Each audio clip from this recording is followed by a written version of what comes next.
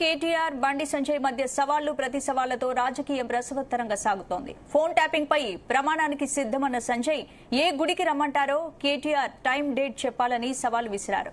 తడి బట్టలతో తాను తన ఫ్యామిలీ వచ్చి ప్రమాణం చేస్తుందన్నారు. కేటీఆర్ సోదరి కవితనే తన ఫోన్ ట్యాపింగ్ అయిందని చెప్పినట్లు తెలిపారు.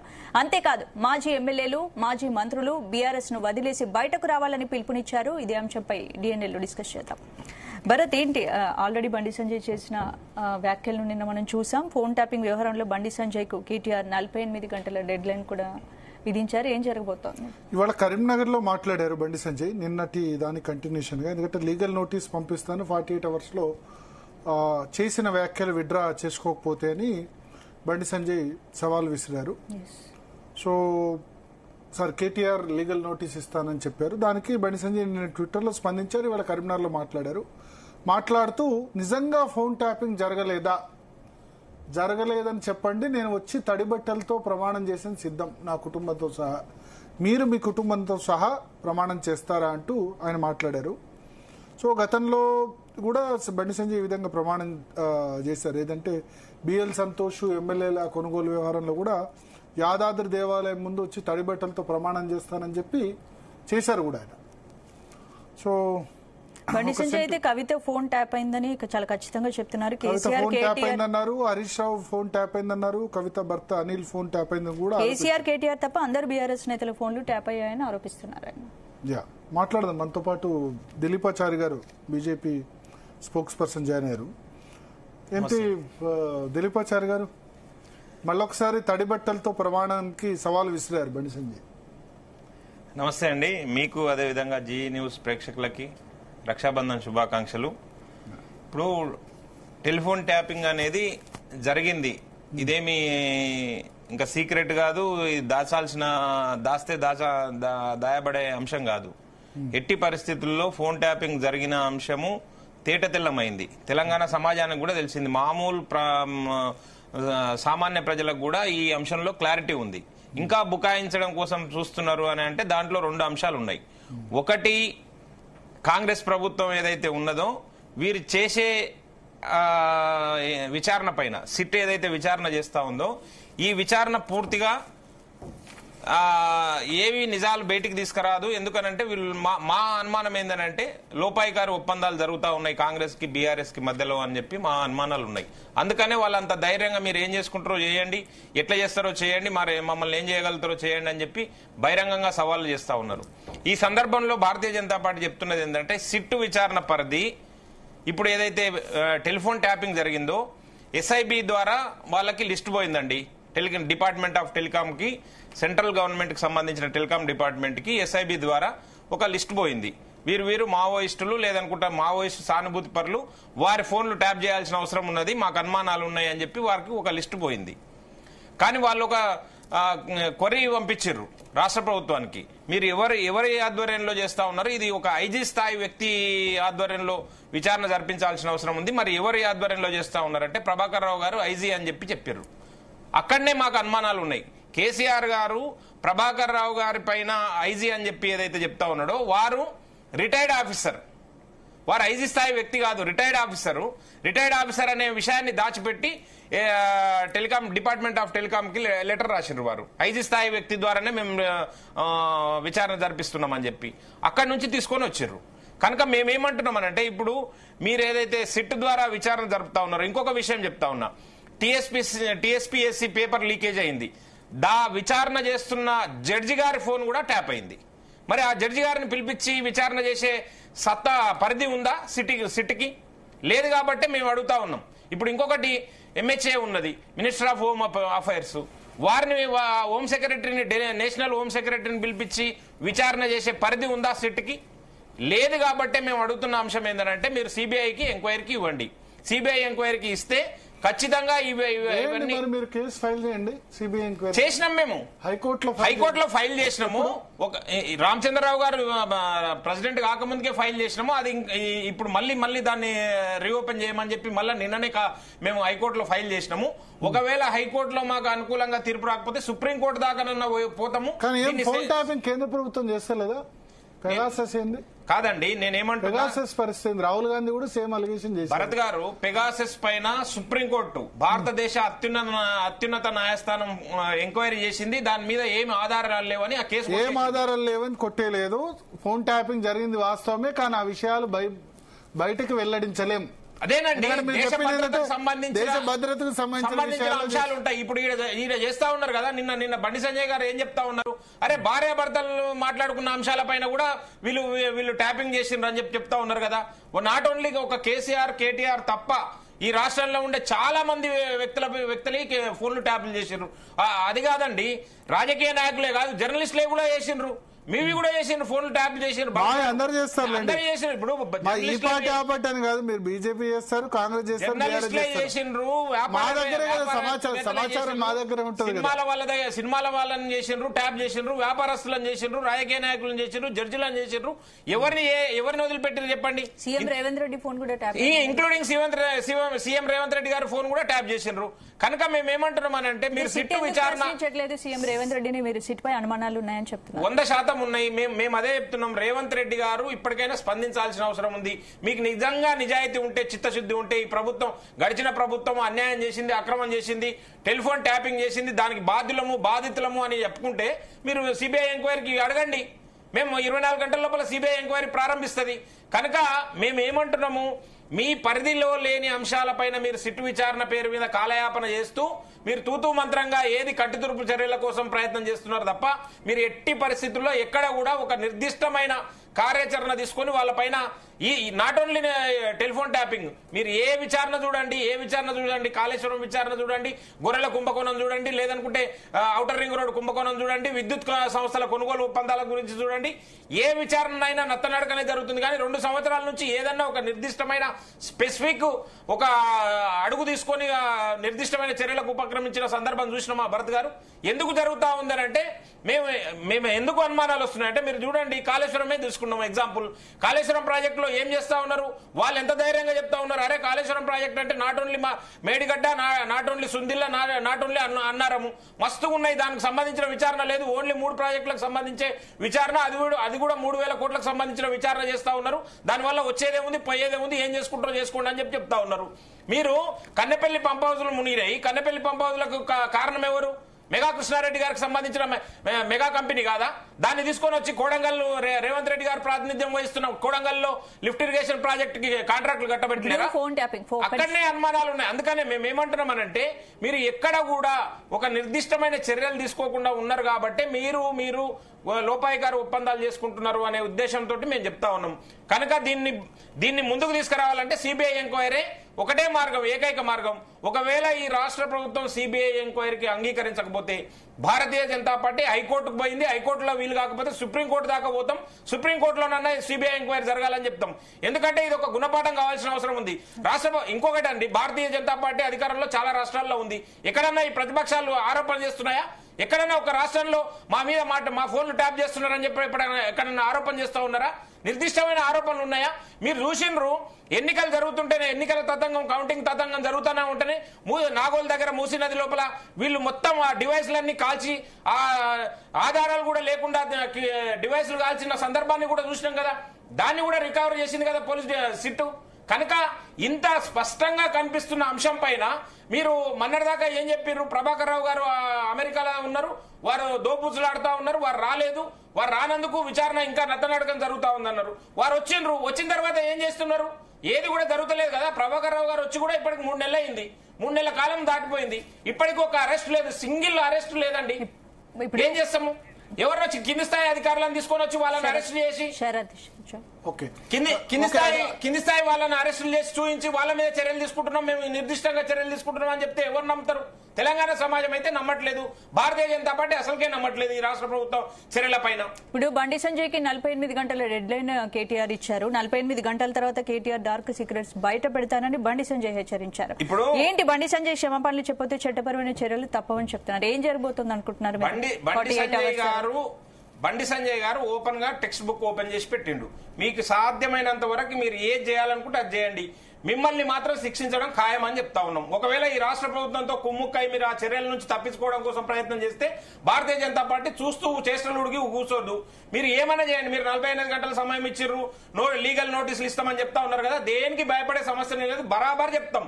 మళ్ళా చెప్తా ఉన్నాం, మీరు నాకు ఇవ్వండి. యాజ్ ఎ దిలీపాచారి నేను స్పోక్స్ పర్సన్ గా చెప్తా ఉన్నాం. మీరు అంతకంటే ముందు మీ ప్రభుత్వంలో అందరి ఫోన్లు ట్యాప్ చేసిర్రు. ఎస్పెషల్లీ భారతీయ జనతా పార్టీ అప్పటి రాష్ట్ర అధ్యక్షుడు బండి సంజయ్ గారు మొట్టమొదటిసారి ఫోన్లు ట్యాప్ అవుతున్న అంశాన్ని తెర మీదకి తీసుకొని వచ్చిండు. నా ఫోన్లు ట్యాప్ చేస్తా ఉన్నారని. ఏ కార్యక్రమం తీసుకున్నా 24 గంటల కంటే ముందే, 12 గంటల కంటే ముందే వచ్చి పోలీసులు పరేడ్ చేస్తా ఉంటారు ఆయన ఇంటి ముందల. ఎక్కడ ఉన్నా గానీ, ఏ సీక్రెట్ ప్లేస్ లో ఉన్నా గానీ ఆయన పోయి అరెస్ట్ చేసిర్రు ముందే తీసుకొని పోయి. కనుక మాకు నిర్దిష్టమైన ఆధారాలు ఉన్నాయి. సిట్ దగ్గర కూడా ఆధారాలు ఉన్నాయి.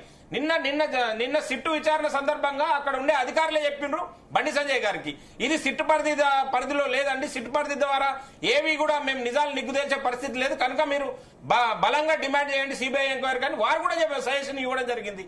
కనుక మేము ఏమంటున్నాము, సిబిఐ ఎంక్వైరీ ద్వారానే ఈ తతంగం అంతా బయటకు వస్తుంది.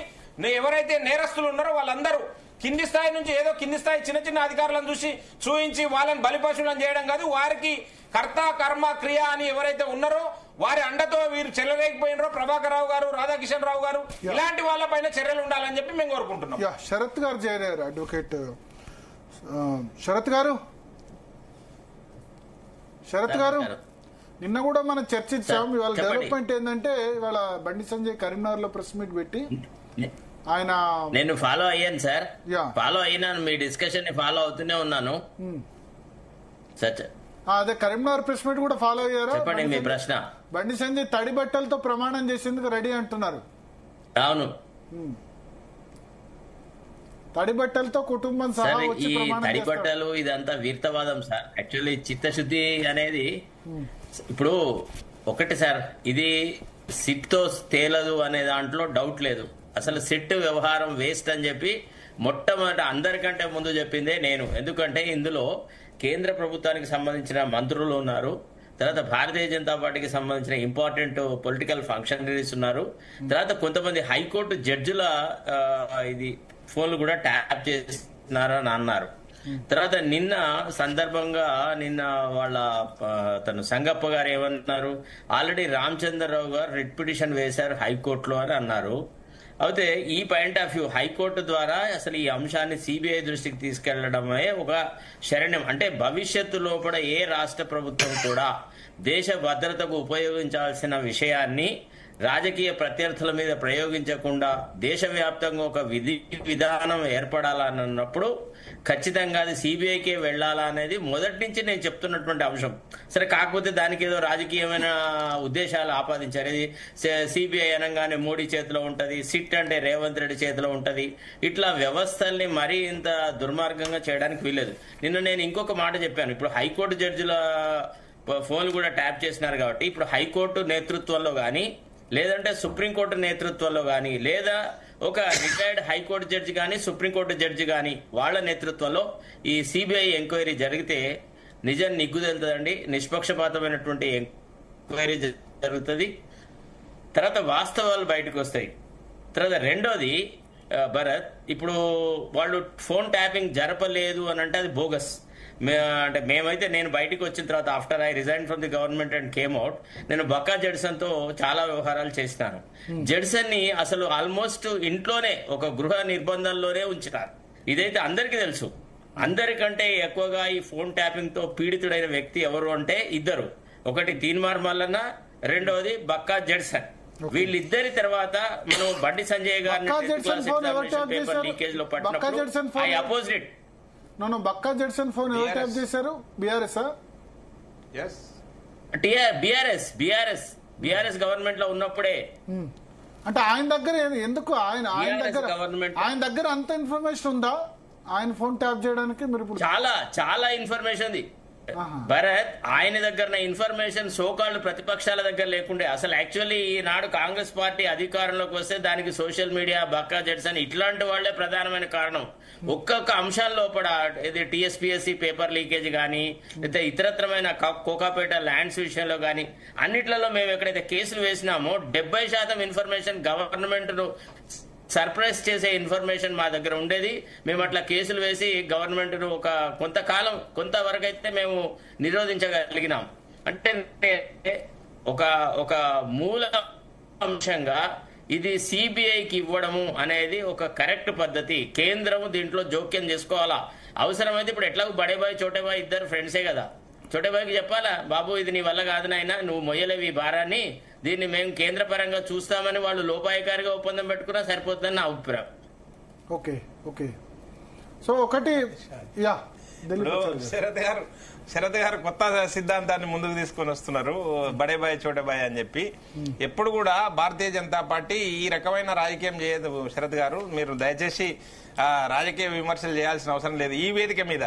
మేమేమంటున్నామనంటే, ఈ రాష్ట్ర ప్రభుత్వం చాతగాని ప్రభుత్వము చేష్టలుడికి చూస్తుందని చెప్పి నాట్ ఓన్లీ టెలిఫోన్ ట్యాపింగ్, అన్ని అంశాలపైన రాజీ పడుతుంది ఈ ప్రభుత్వం అని చెప్తా ఉన్నాం మేము. ఈ రేవంత్ రెడ్డి గారి ప్రభుత్వము, బీఆర్ఎస్ ప్రభుత్వం చేసిన అవినీతి అక్రమాల గురించి ప్రతి అంశం పైన రాజీ పడతా ఉన్నారు అని చెప్పి మేమే చెప్తా ఉన్నాము. కాంగ్రెస్ పార్టీ కాదు. కాంగ్రెస్ పార్టీ ఏం చెప్పింది, ఎన్నికల కంటే ముందు ప్రతి సందర్భం లోపల జరిగిన అక్రమాల గురించి ప్రతిసారి సిబిఐ ఎంక్వైరీ కావాలని చెప్పి రేవంత్ రెడ్డి గారు మాట్లాడినరు. ఇప్పుడు యాజ్ ఏ ముఖ్యమంత్రిగా, పిసిసి ప్రెసిడెంట్ గానేమో సిబిఐ ఎంక్వైరీ కావాలని డిమాండ్ చేసిండు ప్రతి సందర్భం లోపల, ప్రతి అంశం లోపల. కానీ ఇప్పుడు ముఖ్యమంత్రి అయిన తర్వాత మీరు ఏదైతే సిబిఐ ఎంక్వైరీ కావాలని యాజ్ ఏ పిసిసి ప్రెసిడెంట్ గా చెప్పినరో రాసినరో దాన్ని ఒకసారి సీఎం ఆఫీస్ నుంచి ఎండార్స్ చేసి పంపియండి, అదే లెటర్ పంపియండి అని చెప్తే మాత్రం మౌనంగా సమాధానం కనిపిస్తా ఉంది.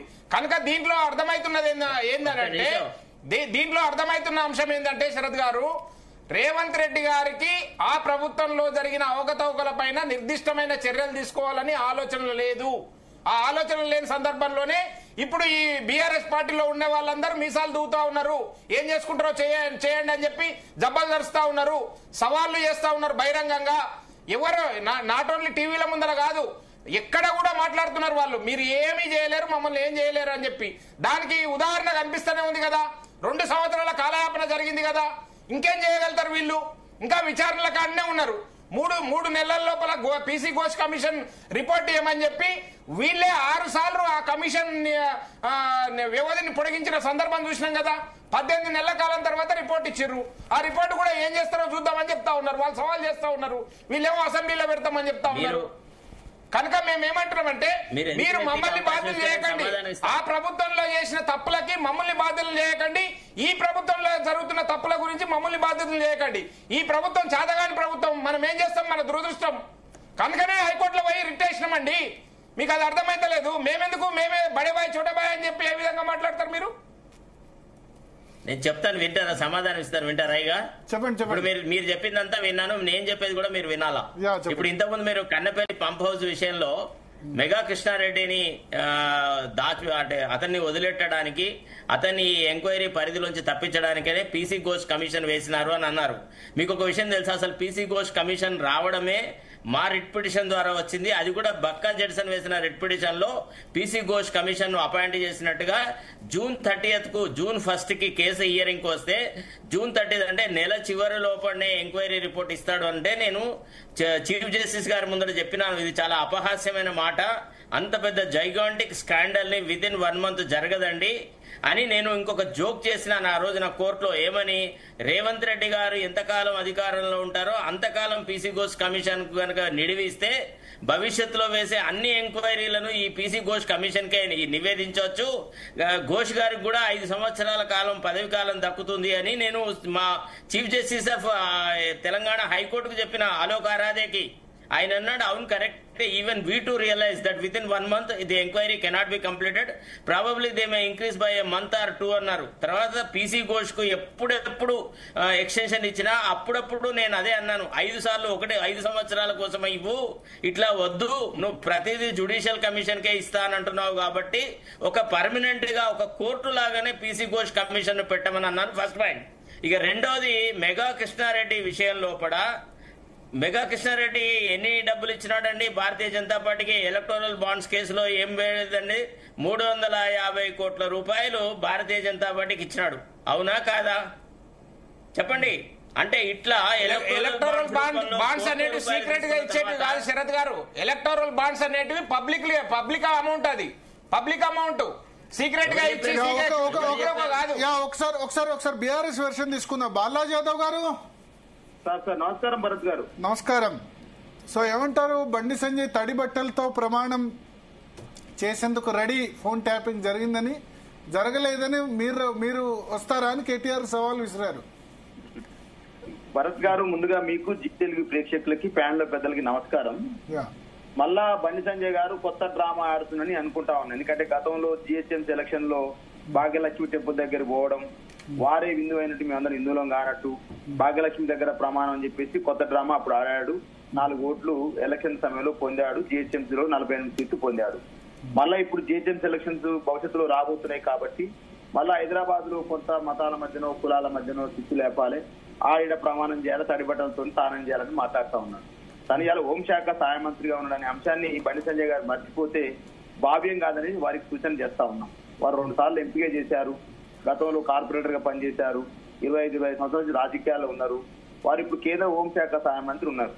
ఇలా ఏదైతే ఇంటెలిజెన్స్ వ్యవస్థ గాని, ఎస్ఐపి గాని, పోలీస్ వ్యవస్థ గాని ఎట్లా పనిచేస్తుందో వారు హోంశాఖ సహాయ మంత్రిగా వారికే తెలుసు.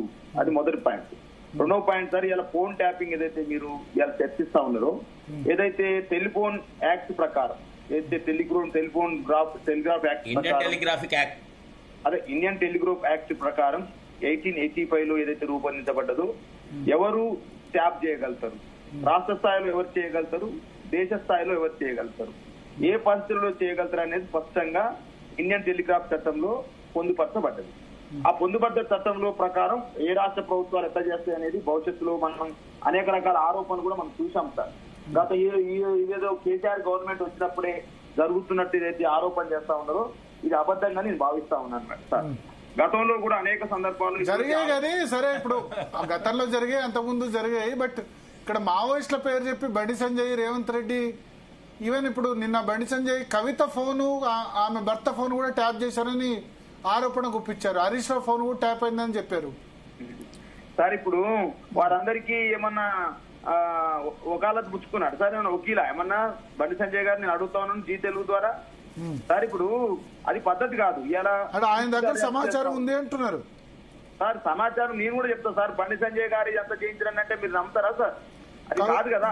రేవంత్ రెడ్డి గారు బండి సంజయ్ గారు కుమ్మక్కయ్యే ఈ మాటలు మాట్లాడుతున్నారని నేను అంటాను.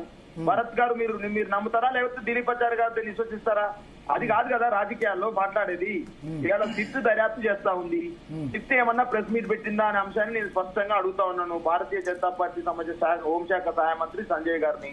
అదే విధంగా ఇవాళ ఎంతమంది ఇంకో మాట కూడా మాట్లాడి నిన్న, మరి అక్కడ ఏం జరిగింది, సిట్కి ఏం చెప్పారు, లోపల అధికారులతో ఏం మాట్లాడారో మాకు తెలియదు. కానీ బయటకు వచ్చి ప్రెస్ మీట్ పెట్టి పెద్ద బ్రేకింగ్స్ కోసం, సంచలనాల కోసం, హెడ్డింగ్స్ కోసం గతంలో భారతీయ జనతా పార్టీ అధ్యక్షుడిగా ఉన్నప్పుడు, రాష్ట్ర అధ్యక్షుడు ఉన్నప్పుడు ఏ మాటలైతే మాట్లాడారో నిన్న అదే మాటలు మాట్లాడారు అనేది భారత రాష్ట్ర సమితి యొక్క వాదన. సార్ నేను అంటాను సార్, సిట్టుకు సంబంధించిన దర్యాప్తు సంస్థ వచ్చి ప్రెస్ మీట్ పెట్టి ఓ గీలున్నారు అని చెప్పలేదు. ప్లస్ అదే విధంగా వ్యాపారవేత్తలు బెదిరించారని మాట్లాడుతూ ఉన్నారు. ఏ వ్యాపారవేత్త వచ్చి ఇవాళ ప్రెస్ గాని సిట్టుకు గాని వచ్చి మా ఫోన్ ట్యాప్ కేసీఆర్ గాని గత ప్రభుత్వం చేసింది, మమ్మల్ని ఇబ్బంది పాలు చేసిందని చెప్పేసి ఎవరైనా ప్రెస్ మీట్ పెట్టారా, ఎవరైనా చెప్పారా అనే అంశాన్ని సంజయ్ గారికి తెలియజేస్తా ఉన్నా. హీరోయిన్ ఉన్నారు, వాళ్ళున్నారు, వీళ్ళున్నారు అన్నారు. ఏ సినిమా హీరోయిన్ గానీ, ఏ సినిమా సంబంధించినటువంటి సినీ పర్సన్ సంబంధించిన వాళ్ళు గానీ వచ్చి మా ఫోన్ ట్యాప్ అయిందని ప్రెస్ మీట్ పెట్టారా? మీ ధైర్యం అదే కదా బాలరాజు గారు. నేను చెప్తున్న అంశం ఏంటంటే మీరు ఎవరు కంప్లైంట్ చేయలేదు, కంప్లైంట్ చేయరు అని చెప్పి మీ ధైర్యం. ఇప్పుడు ఈ సిట్టు విచారణ సక్రమంగా జరుగుతలేదనే విషయాన్ని ఇది రూఢి తేటతెల్లం చేస్తా ఉంది. అంటే మీరు గుండె మీద చేసుకొని చెప్పండి, ఒక్క ఫోన్ కూడా ట్యాప్ కాలేదని చెప్పి. మేము గుండె మీద చేసుకొని చెప్తున్నాం. ది హిందూ కథనంలో వచ్చిన కథనాన్ని చెప్తా ఉన్నాం. హిందూ కథనం కాదు, ఆ కథనం కాదు, ఈ కథనం కాదు. మీరు మూసీ నదిలో తగలబెట్టిన ఆధారాలను ధ్వంసం చేస్తూ తగలబెట్టిన ఆ డివైసులు చెప్తా ఉన్నాయి. మీరు చేసిందని చెప్పి టెలిగ్రాఫ్ యాక్ట్ లోనే ఉన్నది. ఏది అంటే మూసి నదిలో తగలబెట్టామని మీరు ఎందుకు మాట్లాడతారు? ఒక్క నిమిషం బాలరాజు గారు, ఒక్క నిమిషం సూటిగా చెప్పాలి. టెలిగ్రాఫ్ యాక్ట్ ఉందని చెప్తా ఉన్నాడు కదా, మూసీలో తీసుకపోయి దొంగతనంగా తగలబెట్టాల్సిన అవసరం ఏముంది? అరే నీ రోజు నువ్వు కళ్ళ జోడు పెట్టుకొని చూసినావా?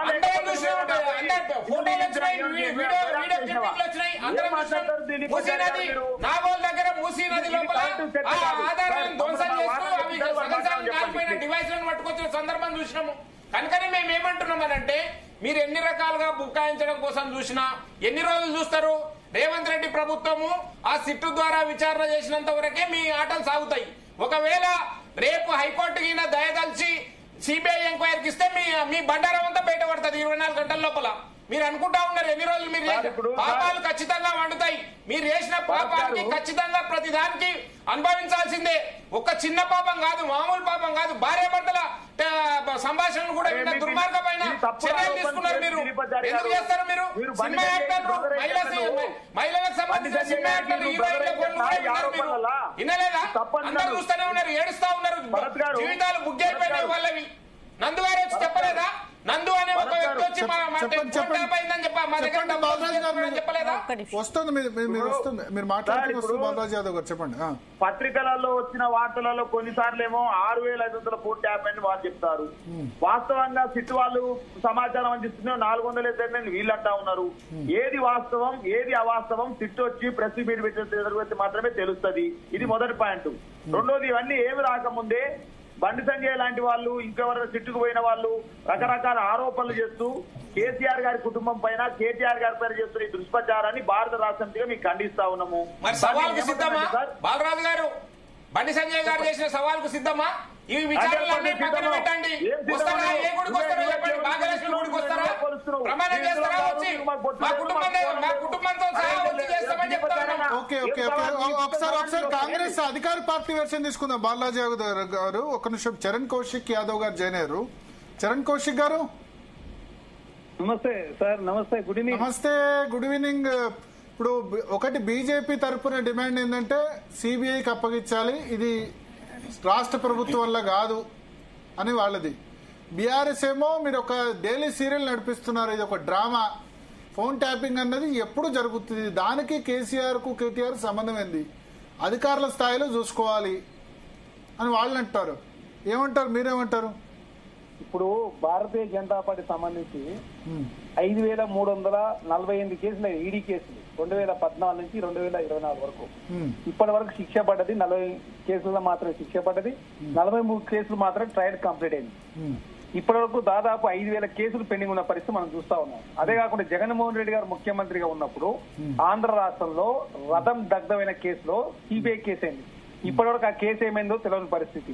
అదే కాకుండా వివేకానంద గారి కేసు మీరు చూస్తా ఉన్నారు, అది సీరియల్ లాగా సిబిఐ రోజు పొడిగిస్తూ ముందుకు పోతా ఉంది. దాని రాజకీయ అవసరాల కోసం మాత్రమే భారతీయ జనతా పార్టీ వాడుకుంటా ఉంది. సిబిఐ ఈడు అనేది పంజరంలో చిరుకు అని చెప్పి చాలా స్పష్టంగా సుప్రీంకోర్టు ప్రకటించిన మాట వాస్తవం.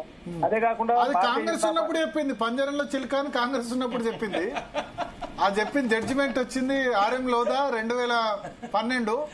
పంజరంలో చిలుక యజమాని మాట విట్టుందని కాంగ్రెస్ ఉన్నప్పుడు చెప్పింది. ఇప్పుడు కూడా అంతే. నేను ఆ సుప్రీంకోర్టు చెప్పింది, అప్పుడు యజమాని మారాడు, అప్పుడు యజమాని కాంగ్రెస్, ఇప్పుడు యజమాని బీజేపీ. మీరు చూస్తా ఉన్నారు ఈడీ కేసులు అయిన వాళ్ళంతా కూడా భారతీయ జనతా పార్టీలో తేల్తా ఉన్నారు. ఎందుకంటే నేను కోర్టులో ఉన్న సిబిఐ మీద కామెంట్ చేసేటప్పుడు జస్టిస్ ఆర్ఎం లోదా ఆ కామెంట్ చేసేటప్పుడు నేను కోర్టులో జర్నలిస్ట్ గా కవర్ చేశా. అది కాంగ్రెస్ గవర్నమెంట్ టైంలో చెప్పింది. కానీ ఇప్పటికీ రిలవెంట్. ఎవరు యజమాని అయితే పంజరంలో చిలకలాగా సిబిఐ బిహేవ్ చేస్తుంది, యజమాని చెప్పిన మాటలు వింటదన్నది.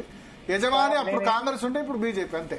సార్ నేను ఏమంటా ఉన్నా అంటే ఎన్సీపీ నేషనల్ కరప్షన్ పార్టీ 70,000 కోట్ల కుంభకోణం చేసిండు, అజిత్ పవార్ ని ఉరి తీయాలని చెప్పిన భారతీయ జనతా పార్టీ అట్లాంటి వ్యక్తిని తీసుకొని ఆర్థిక శాఖ ఇచ్చిందంటే భారతీయ జనతా పార్టీ నీతి జాతి ఏది ఉండదు. రాజకీయ అవసరాల కోసం సిబిఐని ఈడీని అడ్డగోలు వాడుతూ ఈ దేశంలో రాజకీయాలు మీ ఇద్దరు ఒకటైపోయారు. కాంగ్రెస్ బీజేపీ అని అంటుంది బీఆర్ఎస్. కాంగ్రెస్ బీజేపీ ఒకటైతే అదే బీఆర్ఎస్ బీజేపీ ఒకటి కాబట్టి టెలిఫోన్ ట్యాపింగ్ చేస్తా ఉన్నా కూడా ఆనాడు కేంద్రం కలిసి కేటీఆర్ ను వాళ్ళు ఇబ్బంది పెట్టాలని చూస్తున్నారు, మ్యాచ్ ఫిక్సింగ్ చేసుకున్నారు. బండి సంజయ్ రేవంత్ రెడ్డి ఇద్దరు అని చెప్పి వాళ్ళు ఆరోపిస్తున్నారు. ఇప్పుడు బీఆర్ఎస్ పార్టీ ఎట్టుందంటే బీఆర్ఎస్ పార్టీ తెలంగాణ రాష్ట్రంలో ఉక్కిరి బిక్కిరి అవుతా ఉంది. కల్వకుంట్ల కవిత గారి ప్రశ్నలు సమాధానం చెప్పలేక, సీఎం రమేష్ గారి ప్రశ్నలు సమాధానం చెప్పలేక, రాజా సింగ్ గారి ప్రశ్నలు సమాధానం చెప్పలేక భారతీయ జనతా పార్టీ, కల్వకుంట్ల కవిత గారి ప్రశ్నలు సమాధానం లేక బీఆర్ఎస్ పార్టీ ఇక్కడ ఉక్కిరి బిక్కిరి అవుతూ తెలంగాణ రాష్ట్రంలో కాంగ్రెస్ ప్రభుత్వం బదనాం చేసే ప్రయత్నం బీఆర్ఎస్ పార్టీ చేస్తా ఉంది. ఖచ్చితంగా 2014 నుంచి 2023 BRS party Bharatiya Janata party సహకరించింది. ఎమ్మెల్యే ఎలక్షన్ లో Bharatiya Janata party BRS party సహకరించింది. ఎంపీ ఎలక్షన్ లో BRS party Bharatiya Janata party సహకరించింది. కాబట్టి తెలంగాణ రాష్ట్రంలో బీఆర్ఎస్ పార్టీ గుండు సున్నకు పరిమితమైంది.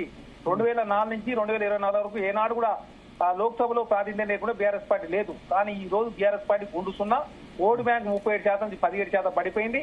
దాదాపు 7 స్థానాల్లో 3వ ప్లేస్ పోయిన పరిస్థితి మనం చూసినాం. కాబట్టి భారతీయ జనతా పార్టీ బీఆర్ఎస్ పార్టీ లోపాయికారికి ఒప్పందం కూర్చుకొని అదే కాకుండా ఏకంగా మెర్జీ చేస్తారని చెప్పేసి చేస్తామని చెప్పేసి సీఎం రమేష్ దగ్గరికి కేటీఆర్ గారు పోయిరని చెప్పేసి చాలా స్పష్టంగా సీఎం రమేష్ గారు ప్రకటించారంటేనే భారతీయ జనతా పార్టీ బీఆర్ఎస్ పార్టీ ఒకటే చాలా స్పష్టం. చిలక పలుకులు కావన్నా మీరు చర్యలేంటివో చెప్పండి. 2 సంవత్సరాలు జరిగింది కదా, 2 సంవత్సరాల్లో మీ చర్యలేంటివో చెప్పండి. ఒక నిర్దిష్టమైన చర్య, ఒక్క చర్య చెప్పండి, ఒక్క చర్య చెప్పండి.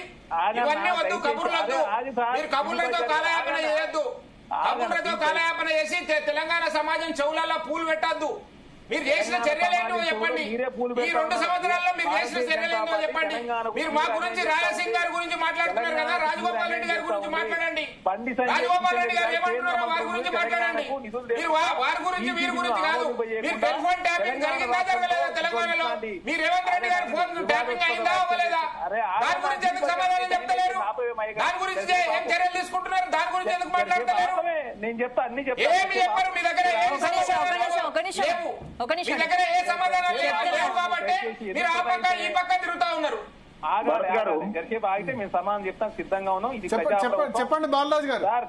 సార్ ఇప్పుడు కాంగ్రెస్ పార్టీ సంబంధించి గాని ఇవాళ భారతీయ జనతా పార్టీ సంబంధించి గాని వీళ్ళు సిట్టును దర్యాప్తు చేసుకొని ఇస్తారా, లేకపోతే వీళ్ళే స్వతంత్ర సంస్థలుగా వ్యవహరించి కేటీఆర్ కుటుంబం మీద ఆరోపణలు చేస్తారనే అంశాన్ని స్పష్టంగా బీఆర్ఎస్ పార్టీగా మేము అడుగుతా ఉన్నాం. సార్ ఇప్పుడు మా ఎస్ఐబి మాజీ చీఫ్ ప్రభాకర్ రావు గారు సిట్టు ముందు హాజరై ఏం చెప్పినారు? సార్ నేను పై అధికారం చేయమంటే చేశాను అన్నారు. పై అధికారి ఎవరు సార్? డీజీపీ మహేందర్ రెడ్డి గారు. మహేందర్ రెడ్డి గారు నీ ప్రభుత్వంలోనే టీఎస్పీ చైర్మన్ చేసింది కదా, ఆయన ఎందుకు పిలుస్తారేమని అడుగుతా ఉన్నాను. రేవంత్ రెడ్డి గారిని అడుగుతున్నాను నేను. ఇలా పై అధికారి ప్రకారం ఆదేశాల ప్రకారం పై అధికారి అప్పుడు డీజీపీ మహేందర్ రెడ్డి ఉన్నాడు కదా, మహేందర్ రెడ్డి ఎందుకు పిలిచి అడుగుతలేడో రేవంత్ రెడ్డి గారు ప్రశ్నిస్తా ఉన్నారు. ఇంకొకటి, మరి ఈ ప్రభుత్వంలో కూడా ఫోన్ ట్యాపింగ్ జరుగుతుందని చెప్పేసి చాలా మంది మంత్రులు, చాలా మంది ఎమ్మెల్యేలు బాధపడతా ఉన్నారు. మా సమాచారం అంతా రాహుల్ గాంధీకి చేరవేస్తారని చెప్పేసి చెప్తా ఉన్నారు. మరి అదేవిధంగా రాహుల్ గాంధీ ఫోన్ ట్యాప్ చేస్తారని, మీనాక్షి నటరాజన్ ఫోన్ కూడా ట్యాప్ చేస్తారని అనేక రకాల ఆరోపణలు వస్తా ఉన్నాయి. మీనాక్షి నటరాజన్ ఫోన్ కూడా ట్యాప్ చేస్తున్నారా? 100% ఇప్పుడు అందుకని పాదయాత్ర తెలవగానే దీన్ని ఢిల్లీలో భరత్ గారు నాకు తెలిసి ఆమె దగ్గర ఆండ్రాయిడ్ ఫోన్ కూడా ఉండదు, డబ్బా ఫోనే ఉంటది. సార్ సమాచారం చాలా సింపుల్ ఇన్ఛార్జ్ ఆమె. ఇప్పుడు మిగతా ఇన్ఛార్జి లాగా చేతివాట ప్రదర్శించే ఇన్ఛార్జ్ ఏం కాదు. మిగతా ఇన్ఛార్జి లాగా వాళ్ళ దగ్గర డబ్బులు తీసుకున్నారు. భరత్ గారు ఒక చిన్న అంశం చెప్తున్నానండి. నేను ఇవాళ మీనాక్షి నటరాజన్ గారు ఇక్కడ యాత్ర మొదలు పెడుతుంది. దానికి సైడ్ గా రేవంత్ రెడ్డి గారు ఢిల్లీ యాత్ర చేపడతాడు. ఢిల్లీ యాత్ర చేపడితే బీసీల మీద ప్రేమ లేక వారు రాహుల్ గాంధీ గారు, ఖర్గే గారు, సోనియా గాంధీ గారు, ప్రియాంక గాంధీ గారు రారు. మరి నేను అడుగుతున్నాను ఇవాళ స్పష్టంగా కాంగ్రెస్ పార్టీని. ఢిల్లీలో విలేకరులు అడిగినారు, అయ్యా మీ ప్రభుత్వం కూడా ఫోన్ ట్యాపింగ్ చేస్తుందట, మంత్రుల నుంచి ఎమ్మెల్యే దాకా ఎవరు వదిలిపెడతలేదంటే ప్రభుత్వంలో కామన్ జరుగుతుందండి, అది ముఖ్యమంత్రికి ఏం జరుగుతుంది అధికారులకు అని చెప్పినాడు. మరి మీ హయాంలో జరిగితేనే అధికారులు జరుగుతుంది, కేసీఆర్ హయాంలో జరిగితేనే కేసీఆర్ చేస్తాడా? ఇదేం తొందర ఇది అంటున్నాను, ఇదేం అన్యాయమైన విధానం అంటున్నాను, ఇది కాదు కదా పద్ధతి అంటున్నాను. ఇది భరత్ గారు దీని విషయంలో మేము మాట్లాడుతూ ఉన్నాం. ఇవాళ స్పష్టంగా మీరు ఏదైతే చేస్తున్నారో దాన్ని ఖచ్చితంగా మీరు చేయండి. అనవసరంగా కేసీఆర్ గారి మీద ఆరోపణలు చేయడం కోసము డైలీ సీరియల్ లెక్క రోజొక డ్రామా ఆడుతూ, రోజొక డైవర్షన్ చేస్తూ కేసీఆర్ కుటుంబాన్ని, కేటీఆర్ గారిని, మిగతా సంబంధించిన బీఆర్ఎస్ పార్టీ సంబంధించిన కుటుంబ ఫ్యామిలీని ఇందులో ఇరకాటం పెట్టి బీఆర్ఎస్ ఇరకాటం పెట్టే ప్రయత్నమే మేము ఖండిస్తా ఉన్నాం. Okay okay okay Charan Kaushik గారు.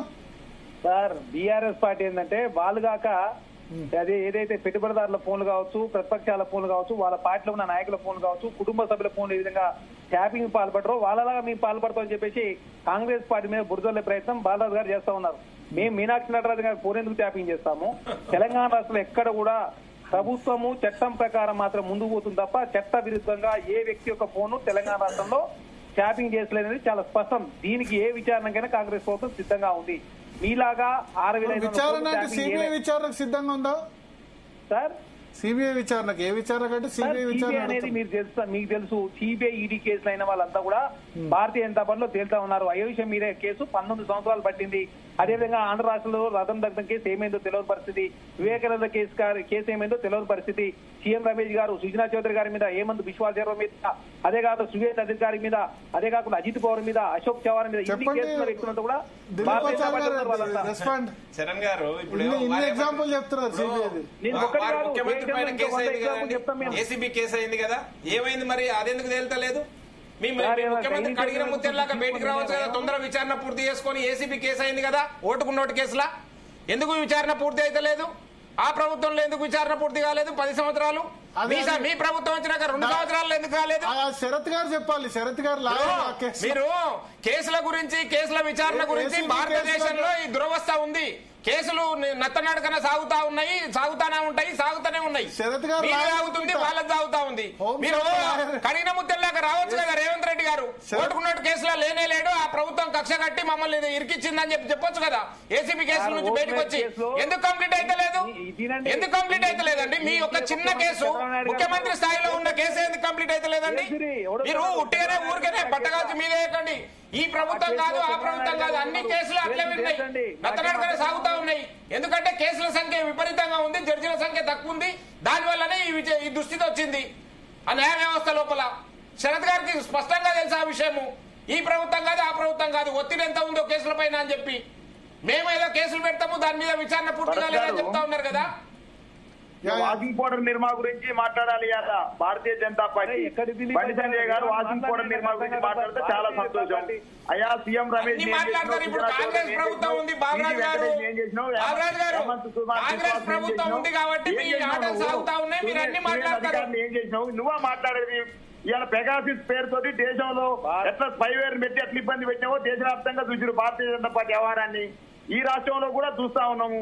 ఈ రాష్ట్రంలో ఏ ఒక్క రాష్ట్రంలోనైనా ఏ ఒక్క వ్యక్తి అయినా ప్రతిపక్ష నాయకుడు ఫోన్ ట్యాప్ అయిందని చెప్పి భారతీయ జనతా పార్టీ అధికారంలో ఉన్న రాష్ట్రాల్లో మీరు వేగంగా మాట్లాడకండి. బాలరాజు గారు ఒక విషయం ఆగండి. ఒక్క రాష్ట్రంలో 20 రాష్ట్రాల్లో అధికారంలో ఉన్నాం భారతీయ జనతా పార్టీ, 20 రాష్ట్రాల్లో అధికారంలో ఉన్నాం కదా. ఎక్కడైనా ఒక్క రాష్ట్రంలో చెప్పండి, ప్రత్యేకించి ఒక్క రాష్ట్రంలో మా ఫోన్ ట్యాప్ అయిందని చెప్పండి భారతీయ జనతా పార్టీ ప్రభుత్వం వల్ల. మా ప్రభుత్వాలు కూడా ఉన్నాయి. ఛత్తీస్గఢ్ లో ఉంది, జార్ఖండ్ లో ఉంది, అంతకుముందు మధ్యప్రదేశ్ లో ఉంది. నక్సల్ ప్రభావిత, మావోయిస్ట్ ప్రభావిత రాష్ట్రాలు ఉన్నాయి. అక్కడెక్కడ ప్రతిపక్ష నాయకుల ఫోన్లు ట్యాప్ చేస్తున్నామా? డబ్బులు ఎగ్గొట్టిన వాళ్ళని అర్థం చెప్పిండు మీ ఎంపీ జీవీఎల్ నరసింహారావు. దాని మీద లేదు, వాళ్ళని తీసుకొచ్చి కండువా కప్పుకొని విలీనం చేసుకొని నువ్వు వాషింగ్ పౌడర్ నిర్మాణం చేసినావు. నువ్వు కేసీఆర్ గురించి, నువ్వు భారత రాష్ట్రం గురించి, నువ్వు కేసీఆర్ గురించి మాట్లాడితే దయాలు వేదాలు వదిలినట్టు ఎందుకు ఇట్లా కూర్చున్నాడు కేసీఆర్ గారు? ఫామ్ హౌస్ ఎందుకు వండుకున్నాడు? దయాలు వేదాలు వల్లిస్తుంటే యజ్ఞాలు యాగాలు చేసిన కేసీఆర్ గారు పోయి ఫామ్ హౌస్ లో ఎందుకు వండుకున్నాడు? ప్రజలంతా బ్రహ్మరథం పట్టిన నాయకుడే అయితే, అంత నిజాయితీ కలిగిన నాయకుడే అయితే ఎందుకు వస్తలేడు బయటికి? వాళ్ళ కూతురు ఎందుకు పోయింది? వాళ్ళ కూతురు ఎందుకు పోయింది?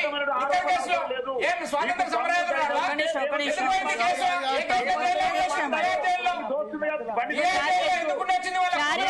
ఇప్పుడు ఆ టాపిక్ ఎక్కడో వాషింగ్ పౌడర్ నిర్మా అని చెప్పి చెప్తా ఉన్నారు కదా. వారు ఏం శుద్ధ పూసల్లాగా చెప్తా ఉన్నారు, కడిగిన ముత్యాలాగా చెప్తా ఉన్నారు. ఎట్లా పోయింది? సుప్రీంకోర్టు ఏమైనా కేసు కొట్టేసిందా? బెయిల్ ఇచ్చింది, షరతులతో కూడిన బెయిల్ ఇచ్చింది.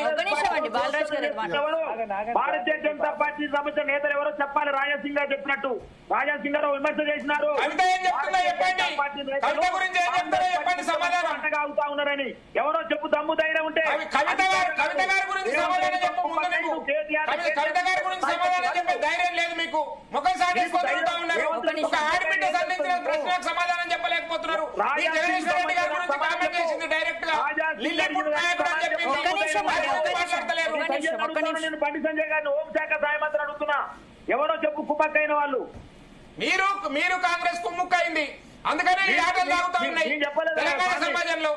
మీరు కాంగ్రెస్ ప్రభుత్వం వచ్చింది కాబట్టి మీ ఆటలు సాగుతా ఉన్నాయి. నిజంగా కాంగ్రెస్ ప్రభుత్వానికి చిత్తశుద్ధి ఉంటే మీరందరూ ఈ పాటికి జైల్లో ఊచలు లెక్క పెట్టేవాళ్ళు. ఒక్కరు కూడా సభ్య సమాజంలో ఉండడానికి అర్హులే. మీరు చేసిన తప్పులకి నీ మీద ఎవరు బలమైన ప్రతిపక్షంగా ఉంటే వాళ్ళని జైలు పంపాలని నీ ఆతృతన అంటున్నా భారతీయ జనతా పార్టీ. మీరు బలమైన ప్రతిపక్షం ఏంది? మీరు సున్నాపరమైన ప్రతిపక్షం, మీరు బలమైన ప్రతిపక్షం అని మీరు అనుకుంటున్నారు. మిమ్మల్ని ప్రజలు ఎప్పుడో చీకొట్టి కేసీఆర్ ఏం చేసిండు? ఆటలు సాగుతాయి అనుకుంటామేమో. కేసీఆర్ ఎక్కడ పోడు, తెలంగాణ ఉన్నంత కాలం కేసీఆర్ ఉంటాడు, భారత రాష్ట్రం ఉంటది, కేటీఆర్ ఉంటాడు. రాసి పెట్టుకో డైరీలో రాసి పెట్టుకో దిలీపాచారి గారు ఉంటారు. సున్నాకు పరిమితమై ఫామ్ హౌస్ లకు పరిమితమై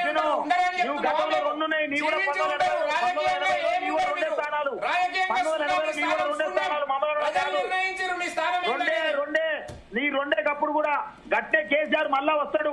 ఎన్నో చూసినా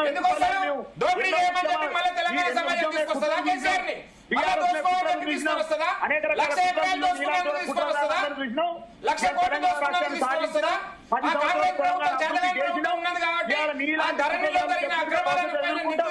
కాబట్టి మీ ఆటలు తాగుతా ఉన్నాయి.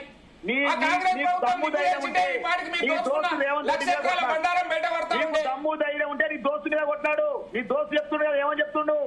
చిన్నప్పుడేమో భారతీయ జనతా పార్టీ స్కూల్ చదువుకున్నట, మధ్యాహ్నమేమో చంద్రబాబు నాయుడు దగ్గర ఉన్నట, ఉద్యోగం ఏమో రాహుల్ గాంధీ దగ్గర. భరత్ గారు చెప్పండి. చిన్నప్పుడేమో భారతీయ RSS స్కూల్ అట, మధ్యాహ్నమేమో చంద్రబాబు నాయుడు దగ్గర ఉద్యోగం అట, చంద్రబాబు స్కూల్ అట, కాలేజ్ అట, తదనంతరం రాహుల్ గాంధీ దగ్గర ఉద్యోగం అట. ఇక RSS స్కూల్ చదువుకున్న గురించి రెండు పట్టించుకోరు కదా. అందుకనే మన రాజా సింగ్ చెప్పింది కదా, మా దోస్తులు ఉన్నారు కొంచెం భారతీయ జనతా పార్టీ దోస్తులు అని చెప్పేసి రేవంత్ రెడ్డి గారికి. ఇది చేత కాదు, ఇది మాట్లాడేందుకు తిట్టుకొస్తాడు. రేవంత్ రెడ్డి మీద డిమాండ్ చేయి. రేవంత్ రెడ్డి నువ్వు కూడా ఢిల్లీ పోయి ప్రెస్ మీట్ పెట్టావు కదా, నువ్వు కూడా ఫోన్ ట్యాపింగ్ చేస్తున్నావు కదా, అదేదో చేస్తామని చెప్పండి సంజయ్. కేసీఆర్ తింటాను సిట్ ఆఫీస్కి వస్తాడు. ఈయన మాట్లాడే తీరికి ఇది. రైట్. బాలరాజు గారి వ్యాఖ్యలు కౌశిక్ గారు చెప్తారు. కౌశిక్ గారు సార్, ఇప్పుడు మేడం చెప్పండి. భారతీయ జనతా పార్టీ బీఆర్ఎస్ పార్టీ ఏంటంటే మీరు చూస్తా ఉన్నారు, బీఆర్ఎస్ పార్టీ అధికారంలో మొయినాబాద్ ఫామ్ హౌస్ సంబంధించి ఆనాడు బీఆర్ఎస్ పార్టీ సంబంధించి ఎవరైతే ఎమ్మెల్యేలు ఉన్నారో ఆ కేసులో వాళ్ళంతా కూడా భారతీయ జనతా పార్టీలో జాయిన్ అవుతా ఉన్నారు. దానికి నిదర్శనం మీకు అర్థమవుతా ఉంది. భారతీయ జనతా పార్టీ ఏంటంటే కేసులో ఉపయోగించుకొని ఖచ్చితంగా భారతీయ జనతా పార్టీలో జాయిన్ చేస్తున్న ప్రయత్నం భారతీయ జనతా పార్టీ చేస్తా ఉంది. బీఆర్ఎస్ పార్టీ భారతీయ జనతా లోపాయికారికి ఒప్పందం ఉంది కాబట్టి తెలంగాణ రాష్ట్రంలో Bharatiya Janata party centre BRS party నాయకులందరూ కూడా తీసుకుంటా ఉన్నారు. కాబట్టి అనవసరంగా ముఖ్యమంత్రి చెప్తుంది కదా, మానుకోవాలా, చంద్రబాబు ఉద్యోగం రాహుల్ గాంధీ తెలంగాణ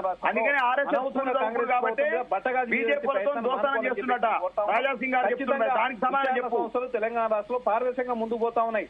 అనవసరంగా రాజకీయం చేసే ప్రయత్నం BRS party Bharatiya Janata party చేస్తా ఉన్నాయి తప్ప బీఆర్ఎస్ పార్టీ లాగా డైనింగ్ టేబుల్ మీద కూర్చొని ఫామ్ హౌస్ లో కూర్చొని వీళ్ళని అరెస్ట్ చేయండి వాళ్ళని అరెస్ట్ చేయండి చెప్పేసి కాంగ్రెస్ పార్టీ ఎక్కడ కూడా రాజకీయం చేయడం లేదు.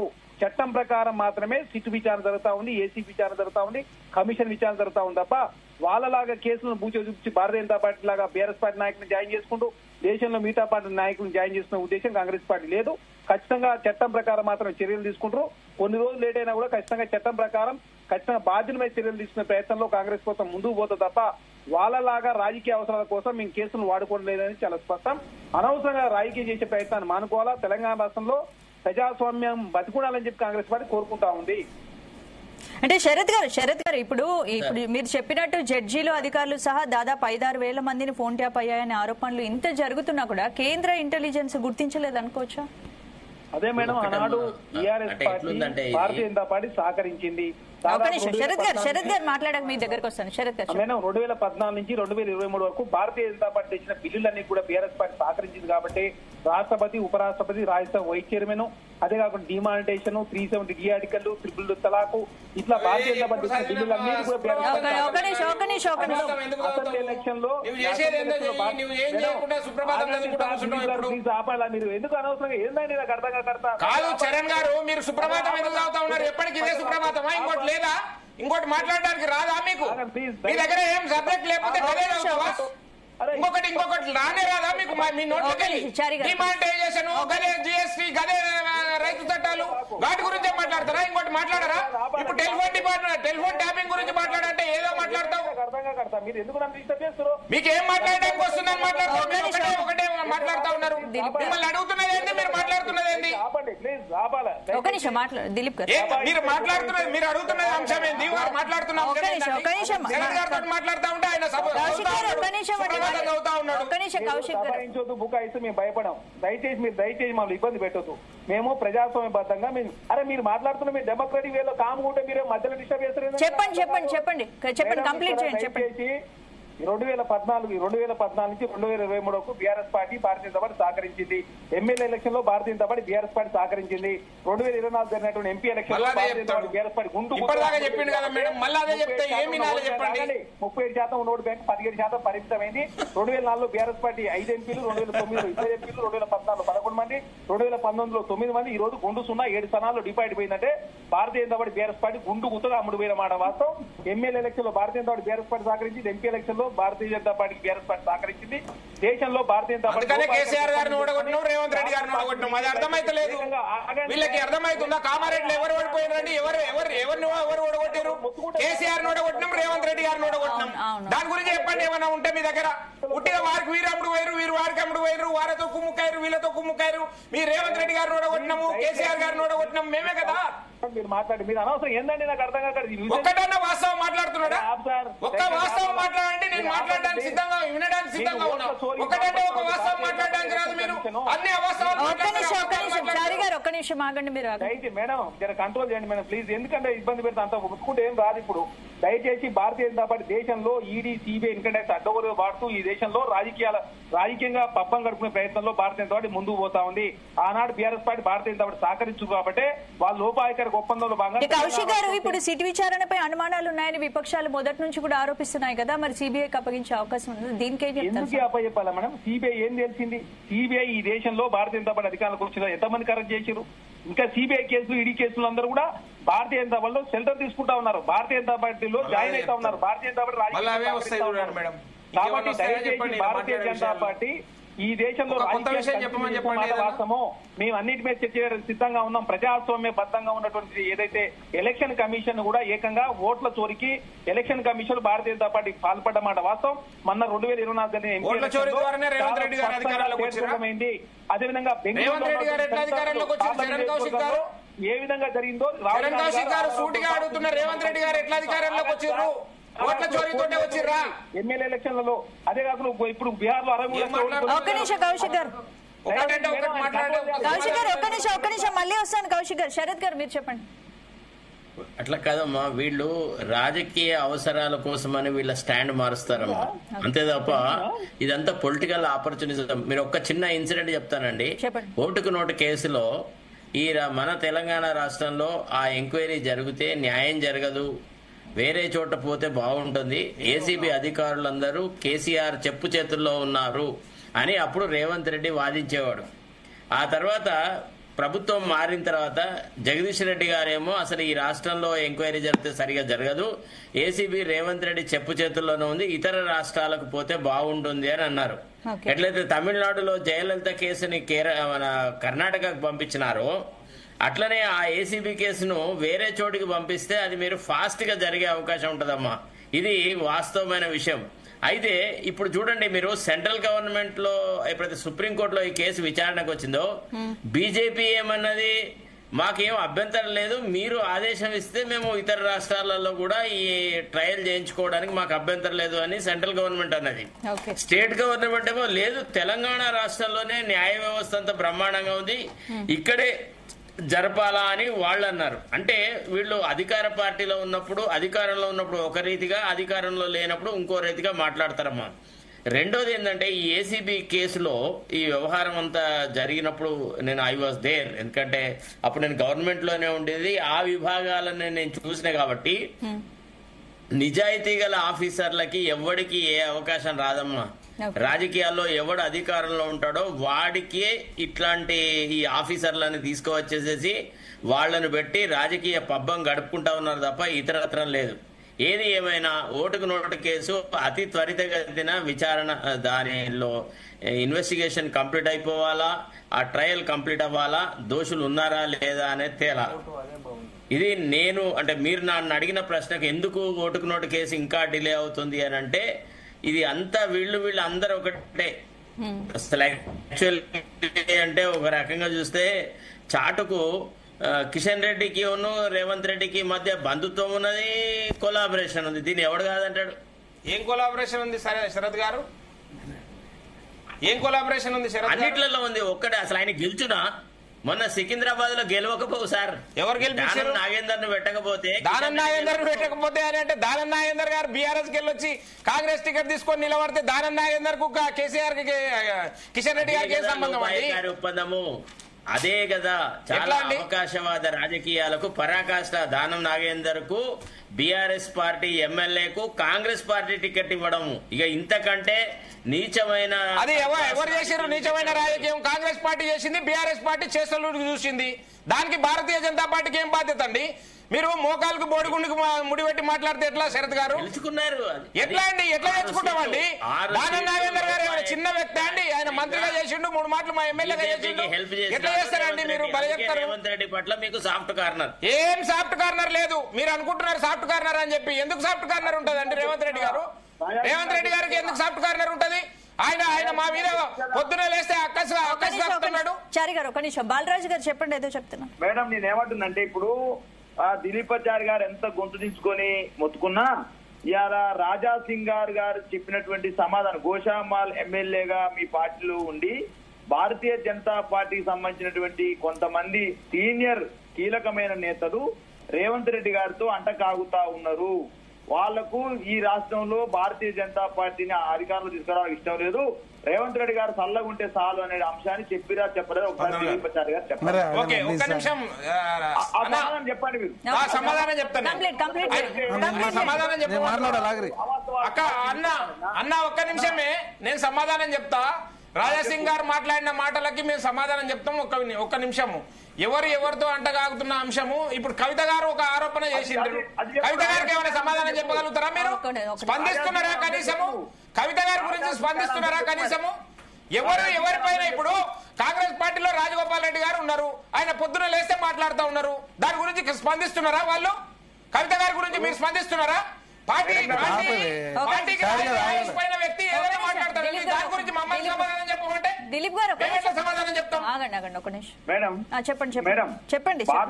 భారత రాష్ట్ర సమితిగా ఇవాళ ఈ జరుగుతున్న దుష్పాచారం ఉందో, ఇవాళ ఇండియన్ టెలిగ్రాఫ్ యాక్ట్ ప్రకారం రాష్ట్ర స్థాయిలో ఎవరు ఈ ఫోన్ ట్యాప్ చేయవచ్చు, ఎప్పుడు ప్రజా అవసరాల రీత్యా కావచ్చు, ప్రభుత్వాలు అస్థిరతపరిచేటువంటి సందర్భంలో కావచ్చు, ప్రజా భద్రత దృష్ట్యా కావచ్చు, ఇవన్నీ కూడా ఫోన్ ట్యాప్ చేసే అధికారం రాష్ట్ర స్థాయిలో పోలీసులకు అధికారం ఉంది. జాతీయ స్థాయిలో 10 ఏజెన్సీలకు అధికారం ఉంది. ఇంటెలిజెన్స్ బ్యూరో కావచ్చు, సెంట్రల్ బ్యూరో ఆఫ్ ఇన్వెస్టిగేషన్ కావచ్చు, ఎన్ఫోర్స్మెంట్ డైరెక్టరేట్ కావచ్చు, నార్కోటిక్స్ కంట్రోల్ బ్యూరో కావచ్చు, central board of direction taxes కావచ్చు, డైరెక్టరేట్ ఆఫ్ రెవెన్యూ ఇంటెలిజెన్స్ కావచ్చు, నేషనల్ ఇన్వెస్టిగేషన్ ఏజెన్సీ కావచ్చు, రీసెర్చ్ అండ్ అనాలిసిస్ వింగ్ కావచ్చు, డైరెక్టరేట్ ఆఫ్ సిగ్నల్ ఇంటెలిజెన్స్ కావచ్చు, Delhi police commissioner కావచ్చు. ఈ విధంగా జాతీయ స్థాయిలో కొన్ని సంస్థలు, రాష్ట్ర స్థాయిలో కొన్ని సంస్థలు, పోలీసు సంబంధించిన వాళ్ళు ఇవాళ ఫోన్ ని ఏదైతే అవసరాల రీత్యా చేయవచ్చు అనే అటువంటిది ఇండియన్ టెలిగ్రాఫ్ యాక్ట్ లో పొందుపరచబడ్డది. తదనంతరం ఆ యాక్ట్ ద్వారా సేకరించిన సమాచారం ఏదైతే ఉందో 6 నెలల్లో దీన్ని ధ్వంసం చేసే అధికారం కూడా ఉందనేది దాంట్లో పొందుపరిచినారు. ఇవాళ రేవంత్ రెడ్డి గారు ఢిల్లీలో వెళ్లి ఏం మాట్లాడిరో ఇవాళ కాంగ్రెస్ పార్టీని ప్రశ్నిస్తా ఉన్నా. ఈ విలేకరులు అడిగారు, అయ్యా మీ మంత్రులు కూడా బెంబేలు ఎత్తా ఉన్నారు, మీ ఎమ్మెల్యేలు బెంబేలు ఎత్తా ఉన్నారు, ఇక్కడ ఏం జరిగిందో స్పెనాల్లో ముఖ్యమంత్రి గారు చెప్తా ఉన్నారు అని చెప్పేసి అంటా ఉన్నారు, మరి మీరేమైనా ఫోన్ ట్యాప్ చేస్తున్నా అని అడిగినారు. అయితే ఏం చెప్పినారు రేవంత్ రెడ్డి గారు, అయ్యా ఫోన్ ట్యాప్ అనేది మా చేతిలో ఉండదు, అధికారులు చేస్తారు, అది ఖచ్చితంగా కామన్ గా జరిగేదని చెప్పేసి అన్నారు. మరి కేసీఆర్ గవర్నమెంట్ లో జరిగితేనేమో కామన్ కాదు, అది అన్యాయము. కేసీఆర్ గారు చెప్తూనే ఉన్నారు కదా బాలరాజు గారు. అది మీరన్న అంశము ఒక అంశంతో ఏకీభవిస్తా నేను. బాలరాజు గారు ఏదన్నారంటే నిరంతర ప్రక్రియ అన్నారు కదా, ఆ నిరంతర ప్రక్రియ ఓకే, దానికి ఒక విధి విధానం అనేది ఉన్నది. ఆ విధానం ద్వారా జరిగితే ఆ విధానం ద్వారా ఫోన్ ట్యాపింగ్ అయితే ఎవరికీ అభ్యంతరాలు లేవు. మీరు మావోయిస్టుల పేరు మీద, మావోయిస్టుల సానుభూతి పరుల పేరు మీద ప్రైవేటు వ్యక్తుల ఫోన్లను కూడా ఆ జాబితాలో చేర్చి మీరు ఏదైతే ట్యాప్ చేసినరో వాటిపైననే అభ్యంతరాలు ఉన్నాయని చెప్పి మేము మా ఆరోపణ. మీరు దానిపైన ఇంతవరకు ఏ స్పష్టత ఇవ్వట్లేదు, మీరు ఏం మాట్లాడట్లేదు దాని గురించి. మీరు విధులు విధానాలు గురించి మాట్లాడతారు కానీ మీరు ఆ విధానాలను దాటి వైలేట్ చేసి రూల్స్ వైలేట్ చేసి ఏదైతే భార్యాభర్తల మధ్యలో సంభాషణలు కూడా విన్నారు, సినిమా యాక్టర్ల సంభాషణలు విన్నారు, వ్యాపారస్తుల సంభాషణలు విన్నారు, జడ్జీల సంభాషణలు విన్నారు, జర్నలిస్టుల సంభాషణలు విన్నారంటే దాని గురించి సమాధానం లేదు. ఇప్పుడు మేము అదే చెప్తా ఉన్నాం, వీరు అన్ని కూడా ఏదైతే ఉన్నాయో ఆ విధానాలను అడ్డు పెట్టుకుని వీరు అన్ని అతిక్రమించి విధానాలను అతిక్రమించి రూల్స్ వైలేట్ చేసిన దానికే ఈ రోజు శిక్షింపబడాలి అని చెప్తా ఉన్నాం. ఒకవేళ కాంగ్రెస్ పార్టీకి చిత్తశుద్ధి ఉంటే ఆ శిక్షను పూర్తి చేయాలి, ఈ విచారణ ఏదైతే ఉందో త్వరితగతిన విచారణ చేయండి అని చెప్తా ఉన్నాం. దానికి 2 సంవత్సరాల కాలం గడుస్తా ఉంది, దోషులు తప్పించుకోవడానికి ప్రయత్నం చేస్తున్నారు, దానికి మీరు ఒత్తాసు పలకండి అని చెప్తున్నాం. కాంగ్రెస్ పార్టీలో కూడా ఫోన్ ట్యాపింగ్ అవుతుందని విమర్శలు వస్తున్నాయి. మేడం ఎక్కడ కూడా చట్ట విరుద్ధంగా ఏ వ్యక్తి యొక్క ఫోన్ ట్యాపింగ్ జరుగుతలేదు, చాలా స్పష్టం. అనవసరంగా కాంగ్రెస్ ప్రభుత్వం, ఎందుకంటే బీఆర్ఎస్ పార్టీ అనాడు చేసింది కాబట్టి వాళ్ళు చేసినట్టు మేము చేస్తామని చెప్పేసి మా మీద బట్టగాచి మీద చేసే ప్రయత్నం భారతీయ జనతా పార్టీ బీఆర్ఎస్ పార్టీ చేస్తూ ఉన్నాయి. ఎందుకంటే మీరు చూస్తూ ఉన్నారు, సత్యపాల్ మాలిక్ గవర్నర్, మాజీ గవర్నర్ జమ్మూ కాశ్మీర్, వారు మొన్ననే రీసెంట్గా చనిపోయిన వ్యక్తి.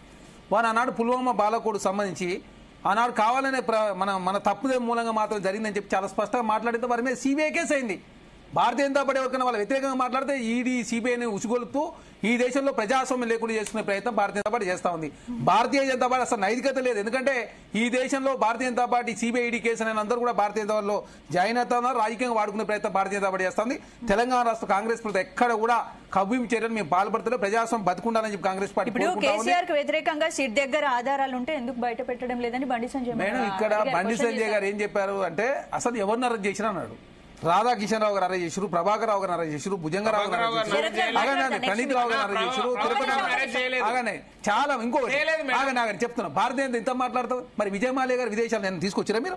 మేము అమెరికాలో ఉన్న ప్రభాకర్ రావు గారిని తెలంగాణ రప్పించారు మా ముఖ్యమంత్రి, మీరు రప్పించారా? మరి మీకున్నా అదే కాకుండా మెయిల్ చౌక్ చెడిపోయిండు, లలిత్ మోడీ ఎడిపోయిండు, దేశాన్ని ఆర్థికంగా అదే బ్యాంకులు మోసం చేసి విదేశాల్లో ఉన్నటువంటి ఒక్క వ్యక్తిని మీరు తీసుకురాగలిగిరా? మీరేంది మాట్లాడారు? భారతీయ జనతా పార్టీ ఏంటంటే ఈ దేశంలో రాజకీయ పబ్బం గడుపుకునే ప్రయత్నంలో బాగా ఈడీ సిబిఐని వాడుకుంటా ఉంది. కాబట్టి ఈడీ సిబిఐ మీద మాకు నమ్మకం లేదు. ఈడీ సిబిఐ కేసులో అంతా భారతీయ జనతా పార్టీలో ఉన్నారు కదా, హేమంత్ బిశ్వాల్ శర్మ, శుభేంద్ర అధికారి, సీఎం గారు, సుజనా చౌదరి గారు, ప్లీజ్ మీరు మాట్లాడితే కరెక్ట్, వేరే వాళ్ళు మాట్లాడతారు.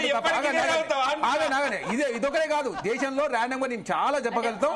అదే కాకుండా కేసు లైన్లలో భారతీయ జనతా పార్టీ ఏ విధంగా రక్షించే ప్రయత్నం, తర్వాత కోర్టులలో వాళ్ళకి బెయిల్ వచ్చే ప్రయత్నం, తర్వాత భారతీయ జనతా జాయిన్ చేసుకునే ప్రయత్నం దేశంలో. అదే కాకుండా మొన్న మొయినాబాద్ సంబంధించి ఫామ్ హౌస్ కేసు 2023లో జరిగింది. ఇప్పుడు వాళ్ళ ఉన్నట్టు బాలరాజు గారు భారతీయ జనతా పార్టీ జాయిన్ అవుతా ఉన్నారు. ఇంకా మిగతా ఉన్నట్టు 5 మంది కూడా భారతీయ జనతా పార్టీ జాయిన్ అవుతారు. చూడండి ఆ కేసులన్నీ కేసుల నుంచి బూచిగా చూపించి భయపెట్టించే ప్రయత్నం భారతీయ జనతా పార్టీ జాయిన్ చేసుకునే ప్రయత్నం, అదే కాకుండా మీ చేతిలో ఉంది కదా కేసు. ప్లీజ్ దయచేసి మా మీద ఎందుకు ఆరోపణ చేస్తున్నారు? ఇప్పుడు రాష్ట్ర ప్రభుత్వం పెట్టిన కేసు మా ప్రభుత్వం ప్రమేయం ఏముంది? కేంద్ర ప్రభుత్వ ప్రమేయం ఏముంది చెప్పండి? మా మీద కేసులు అయినాయి. అక్కడ ఫోన్ ట్యాపింగ్ కేసే మేడం. మీరు దయచేసి మొయినాబాద్ ఫామ్ హౌస్ సంబంధించి మా మీద కేసులు పెట్టిర్రు. ఈ రాష్ట్ర ప్రభుత్వం పరిధిలో ఉంది. అదే చెప్తున్నాను. అది చెప్తాను కేసులో దయచేసి మేము 5 లక్షల కోసం పనిచేసే ప్రయత్నంలో భాగంగా ప్రజాస్వామ్యం బతుకుండాలని చెప్పి కాంగ్రెస్ పార్టీ స్థాయిలో 17 గంటల పాటు నిర్వహించిన చరిత్ర మాది కాంగ్రెస్ పార్టీది. మీలాగా అసెంబ్లీగా ప్రతిపక్షాలకు పార్లమెంట్ లో అవకాశం ఇస్తారు భారతీయ జనతా పార్టీ. అదే మణిపూరాల గురించి మాట్లాడుతుంటే పారిపోతా ఉన్నాడు ప్రధానమంత్రి. ఏమైనా మంచి బాధలు మాత్రం భారతీయ జనతా పార్టీ ప్రధానమంత్రి మాట్లాడతారు తప్ప ఈ దేశంలో ఉండే జర్నలిస్టుల ముందు కూర్చొని నరేంద్ర మోడీ గారు మాట్లాడినా డెవలప్మెంట్ మీద ఏమైనా భారతీయ జనతా పార్టీ సమానం చెప్తా ఉందా? భారతీయ జనతా పార్టీ ఏంటంటే ఈ దేశంలో 3వ అధికారులు రావడం కోసం ఏకంగా ఎలక్షన్ కమిషన్ అడ్డు పెట్టుకుని ఈ దేశంలో ఓట్ల చోరీకి పాల్పడ్డారు అనేది చాలా స్పష్టం. రాహుల్ గాంధీ సమాచారం చాలా ఈ తెలంగాణలో కాంగ్రెస్ ప్రభుత్వం వచ్చింది ఓట్ల దొంగతనం ద్వారానే రేవంత్ రెడ్డి గారు ముఖ్యమంత్రి అయ్యారని ఒప్పుకుంటున్నారు. ఒకవేళ అదే విధంగా ముఖ్యమంత్రిగా అయితే రేవంత్ రెడ్డి గారిని రాజీనామా చేసి మళ్ళీ ఎన్నికలకు పొమ్మని చెప్పండి. భారతీయ జనతా ఒకవేళ మీకు అంత చిత్తశుద్ధి ఉంటే ఓట్ల చోరీ జరిగిందని అంటే తెలంగాణలో మా ప్రభుత్వం దొంగ ఓట్ల ద్వారానే అధికారం ఏర్పడింది కాంగ్రెస్ ప్రభుత్వం అని అనుకుంటే మీరు రాజీనామా చేయండి. ఎందుకు అధికారంలో కూర్చున్నారు? ఎందుకు మాట్లాడుతూ ఉన్నారు ఈ విధంగా? తెలంగాణలో వస్తే అక్కడనేమో ప్రజాస్వామ్యం అంట, మేము అధికారంలోకి వస్తే మేము ప్రజాస్వామ్యం. ఎమ్మెల్యేలు 8 మంది కలిసి మీ ఓట్లతో మీ కథ తెలంగాణ రాష్ట్రంలో భారతీయ జనతా పార్టీ లేదు, BRS party Bharatiya Janata party సహకరించింది కాబట్టి 8 ఎంపీలు గెలిచింది మీరు. అదే 37% ఉన్న బీఆర్ఎస్ పార్టీ 17% కుదింపబడింది. తెలంగాణ రాష్ట్రంలో 9 మంది ఎంపీలు ఉంటే 7 స్థానాలు డిపాజిట్ కోల్పోయిన పరిస్థితి. భారతీయ జనతా పార్టీ గుండు గుత్తగా బీఆర్ఎస్ పార్టీ సిబిఐ కేసులకు అదేవిధంగా సరెండర్ అయిన మాట వాస్తవం. సీఎం రమేష్ గారి ప్రశ్నలు సమాధానం చెప్పండి. అదే రాజాసింగ్ గారి ప్రశ్నలు భారతీయ జనతా పార్టీ సమాధానం చెప్పాలా, కల్వకుంట్ల కవిత గారి ప్రశ్నలకు బీఆర్ఎస్ పార్టీ సమాధానం చెప్పాలా? మీరు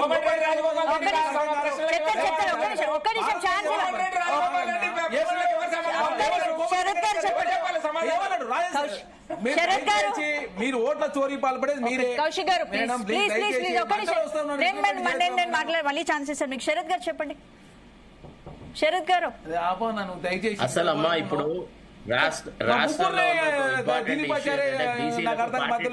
రిజర్వేషన్ అమ్మా బీసీలకు 42% రిజర్వేషన్ అనేది ఇవాళ ఈ రాష్ట్రాన్ని పట్టి రాష్ట్రంలో ఉన్న ఒక ఇంపార్టెంట్ ఇష్యూ. దీన్ని మొత్తానికి అటకెక్కించినారమ్మా. ఈ మళ్ళా ఈ ఎడతెగని వ్యవహారం మొదలెట్టేసేసి ఈ ఫోన్ ట్యాపింగ్ అది ఇది అని ఇదంతా ఒక పథకం ప్రకారంగా జరుగుతుంది. అసలు బీసీ సమాజం అంతా మాకు 42% ఇవ్వడం లోపల కాంగ్రెస్ పార్టీ విఫలమైంది, అనవసరమైన వాగ్దానాలు చేసింది, మమ్మల్ని బొందముంచింది అని వాళ్ళు ఇదైనారు. తర్వాత రేపు పంచాయతీ ఎన్నికలలో లోకల్ బాడీ ఎన్నికలలో కూడా బీసీల ఆగ్రహం చూరగొనాల్సి వస్తుంది. కాబట్టి ఇప్పుడు ఆ సబ్జెక్టును పక్కకు తీసేసి ఈ ఎడతెరిపి లేని ధారావాహికను మళ్ళా కొనసాగిస్తున్నారమ్మా. అంతకంటే వేరే ఏం లేదు. This is the crux of the issue. Balaraj గారు ఏదో చెప్తున్నారు మీరు. ఇవాళ భారత రాష్ట్ర సమితిగా మేము ఒకటే చెప్తా ఉన్నాం. బండి సంజయ్ గారు ఏదైతే నిరాధారమైనటువంటి ఆరోపణలు సిట్టు ఎటువంటిది బయట చెప్పకుండా, అదేవిధంగా వ్యాపారస్తులు గాని, జడ్జీలు గాని, న్యాయవాదులు గాని, సినిమా సంబంధించిన పరిశ్రమ సంబంధించిన వాళ్ళు గాని ఎవరు కూడా ఏమీ చెప్పక ముందే భారతీయ జనతా పార్టీ ముందే కోయిల కూర్చినట్టు రేవంత్ రెడ్డి గారికి సంబంధించిన గొంతుని బండి సంజయ్ గొంతుగా మార్చుకొని రేవంత్ రెడ్డి తానా అంటే బండి సంజయ్ తందానా అంటూ ఏదైతే ఇలా మాట్లాడుతూ ఉన్న మాటల్ని ఇలా మేము ఖండిస్తా ఉన్నాం. మేడం నేను అంటా ఉన్నా మేడం, ఇలా రేవంత్ రెడ్డి గారు ఏదైతే 42% రిజర్వేషన్ వాస్తవం ఇంతకుముందు శరత్ గారు విశ్లేషకులు చెప్పినట్టు ఇలా 42% రిజర్వేషన్ ఇవ్వాలని పెద్ద ఎత్తున చర్చ జరుగుతూ ఉంది. ఢిల్లీకి వెళ్లి డ్రామాలు ఆడిరు అనేది కాంగ్రెస్ పార్టీ మీద ఆరోపణ ఉన్నది.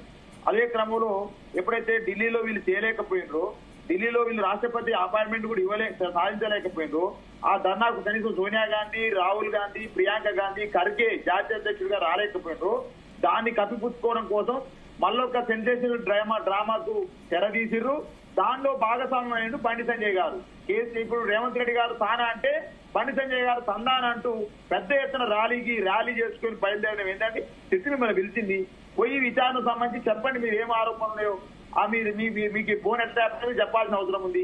ఆ ఫోన్ ట్యాప్ వివరాలు చెప్పకుండా పెద్ద ఎత్తున పెద్ద ర్యాలీ పెట్టడం, ఒక హంగామా చేయడం, ఆగమాగం చేయడం, కాంగ్రెస్ పార్టీ బండి సంజయ్ రేవంత్ రెడ్డి గారు ఇద్దరు కుమ్మక్కవ్వడం, బండి సంజయ్ గారు వర్సెస్ రేవంత్ రెడ్డి ఇద్దరు కుమ్మక్కయి అలా రాష్ట్ర రాజకీయాన్ని డైవర్షన్ పార్టీకి చేస్తారు అనేది బీఆర్ఎస్ పార్టీ ఆరోపణ.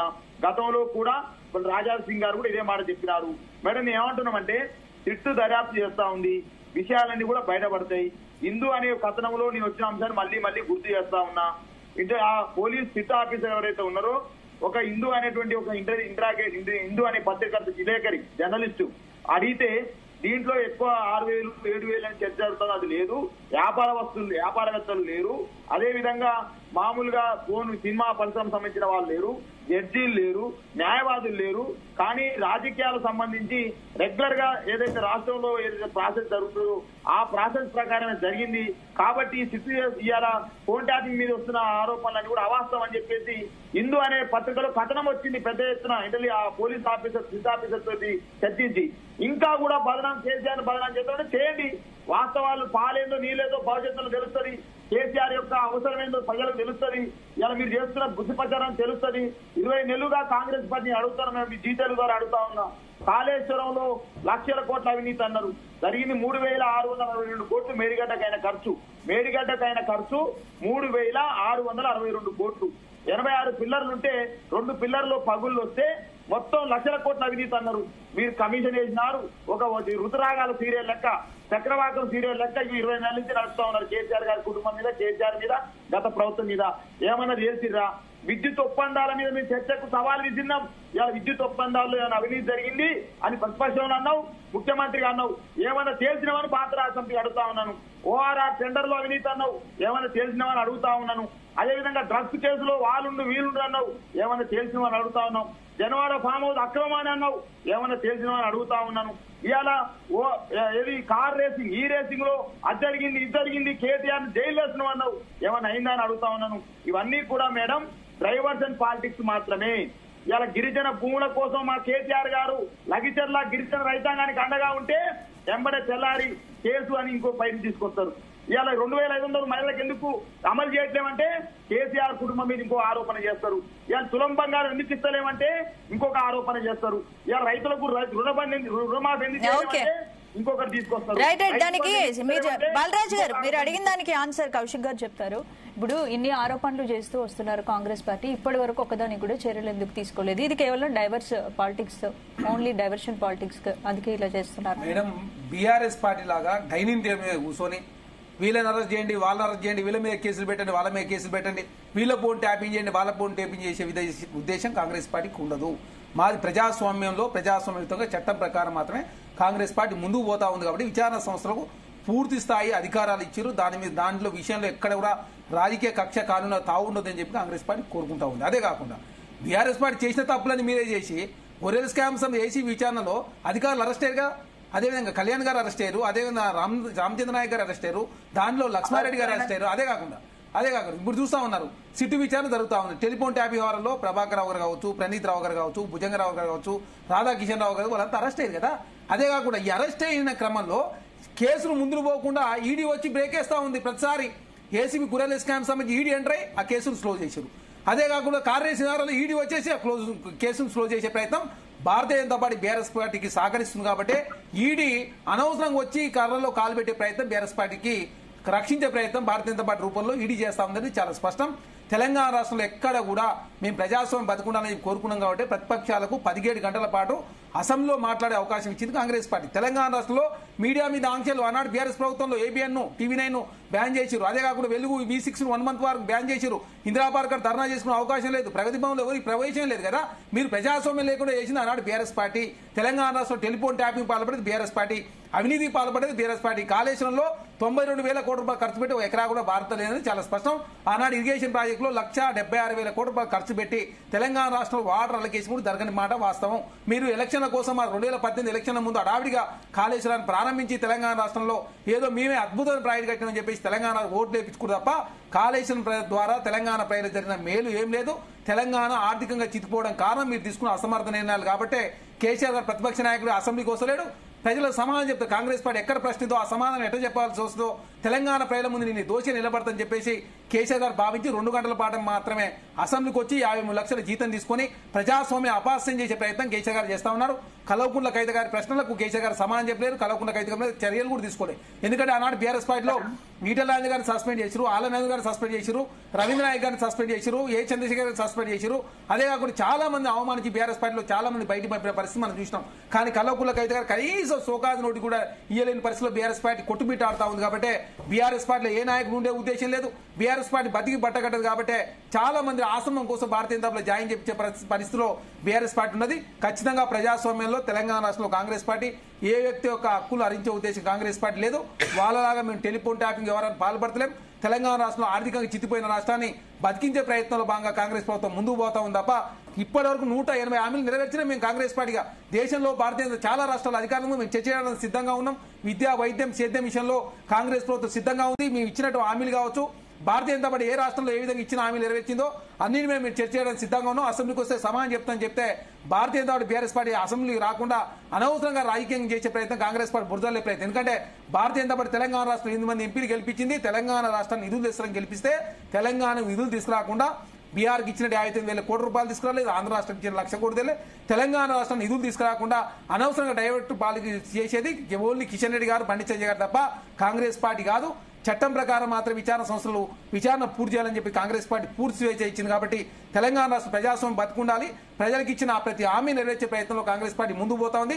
ఇంకా మాకు 3 సంవత్సరాల కాలం ఉంది. కాబట్టి ఖచ్చితంగా ప్రజలకు ఇచ్చిన ప్రతి హామీ నెరవేర్చే ప్రయత్నంలో కాంగ్రెస్ పార్టీ ముందుకు పోతా ఉంది తప్ప మీలాగా రాజకీయంగా పబ్బం గడుపుకునే ఉద్దేశం కాంగ్రెస్ పార్టీ లేదు.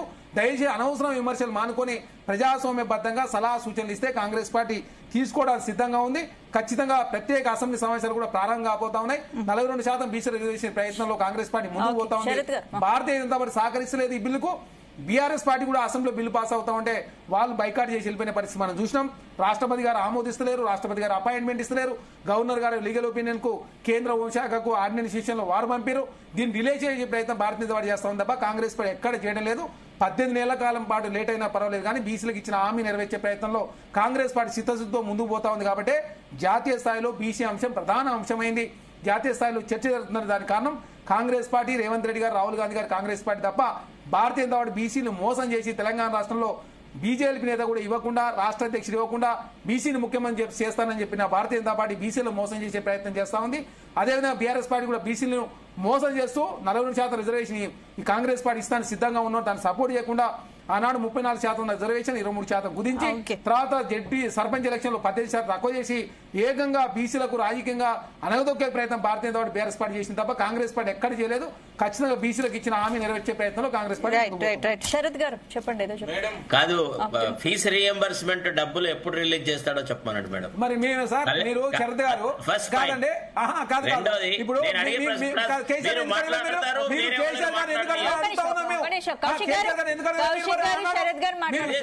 అడుగుతా ఉన్నాం కేసీఆర్ గారు పెట్టిన బాకీ ఎందుకు అడగలేకపోయారు? మరి ఆరోగ్యశ్రీకి నిధులు ఎక్కడ ఎందుకు పోయాడు? విద్యార్థి రియంబర్స్మెంట్ ఎందుకు ఇవ్వలేదు? మహిళా సంఘాలకు ఎందుకు ఇవ్వలేదు? యాదవులకు 7,000 కోట్లు ఎందుకు ఇవ్వలేదు? డబుల్ బెడ్రూమ్ ఎందుకు ఇవ్వలేదు? దయచేసి కేసీఆర్ మాట్లాడండి, మా తప్పులు మాట్లాడండి. భారతీయ జనతా పార్టీ మా ముగ్గురు మాట్లాడారు. వన్ సైడ్ కాంగ్రెస్ పార్టీ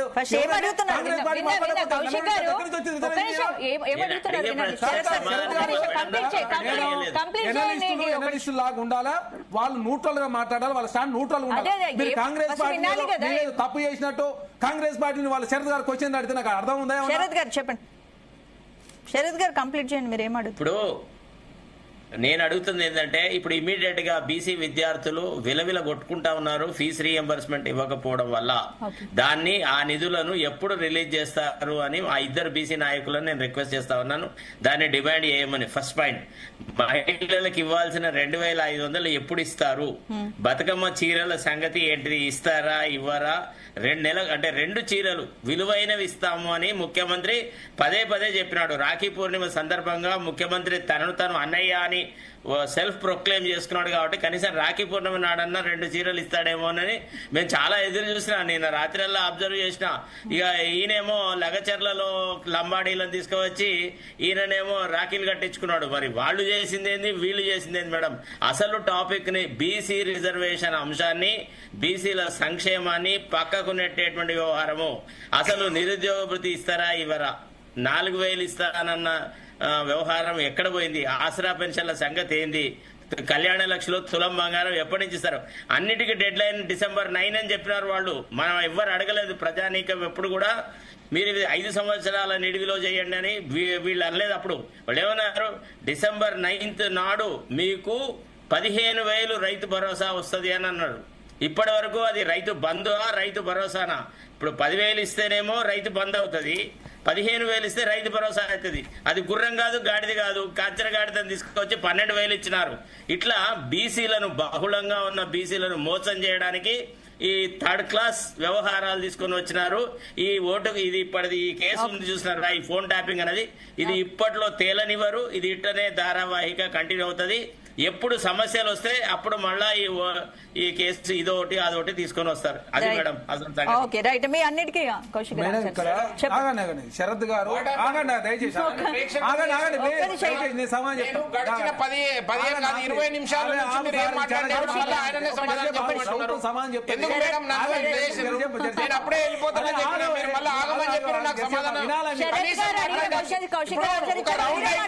ఒక్కొక్కరు 5-5 నిమిషాలు మాట్లాడిన 15 నిమిషాలు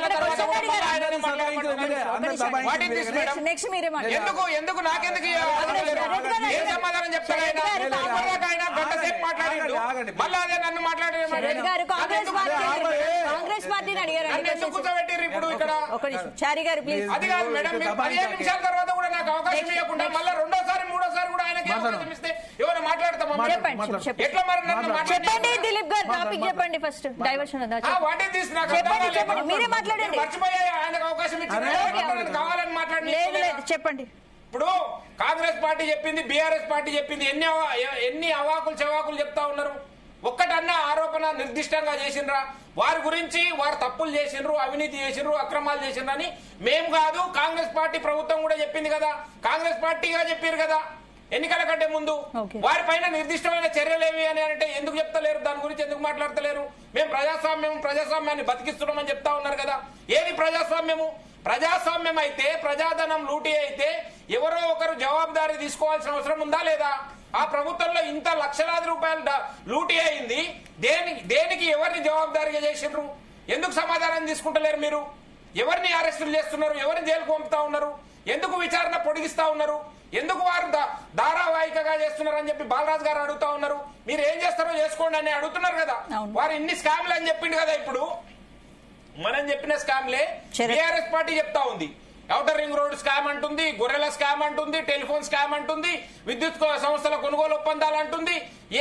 ఏ దానిపైన మీరు చర్యలు తీసుకున్నారో చెప్పండి అంటే వీళ్ళ దగ్గర సమాధానం లేదు. మా మీద ఏముంది అని వారు చెప్తానే ఉన్నారు. వారు ఏం చెప్తా ఉన్నారు?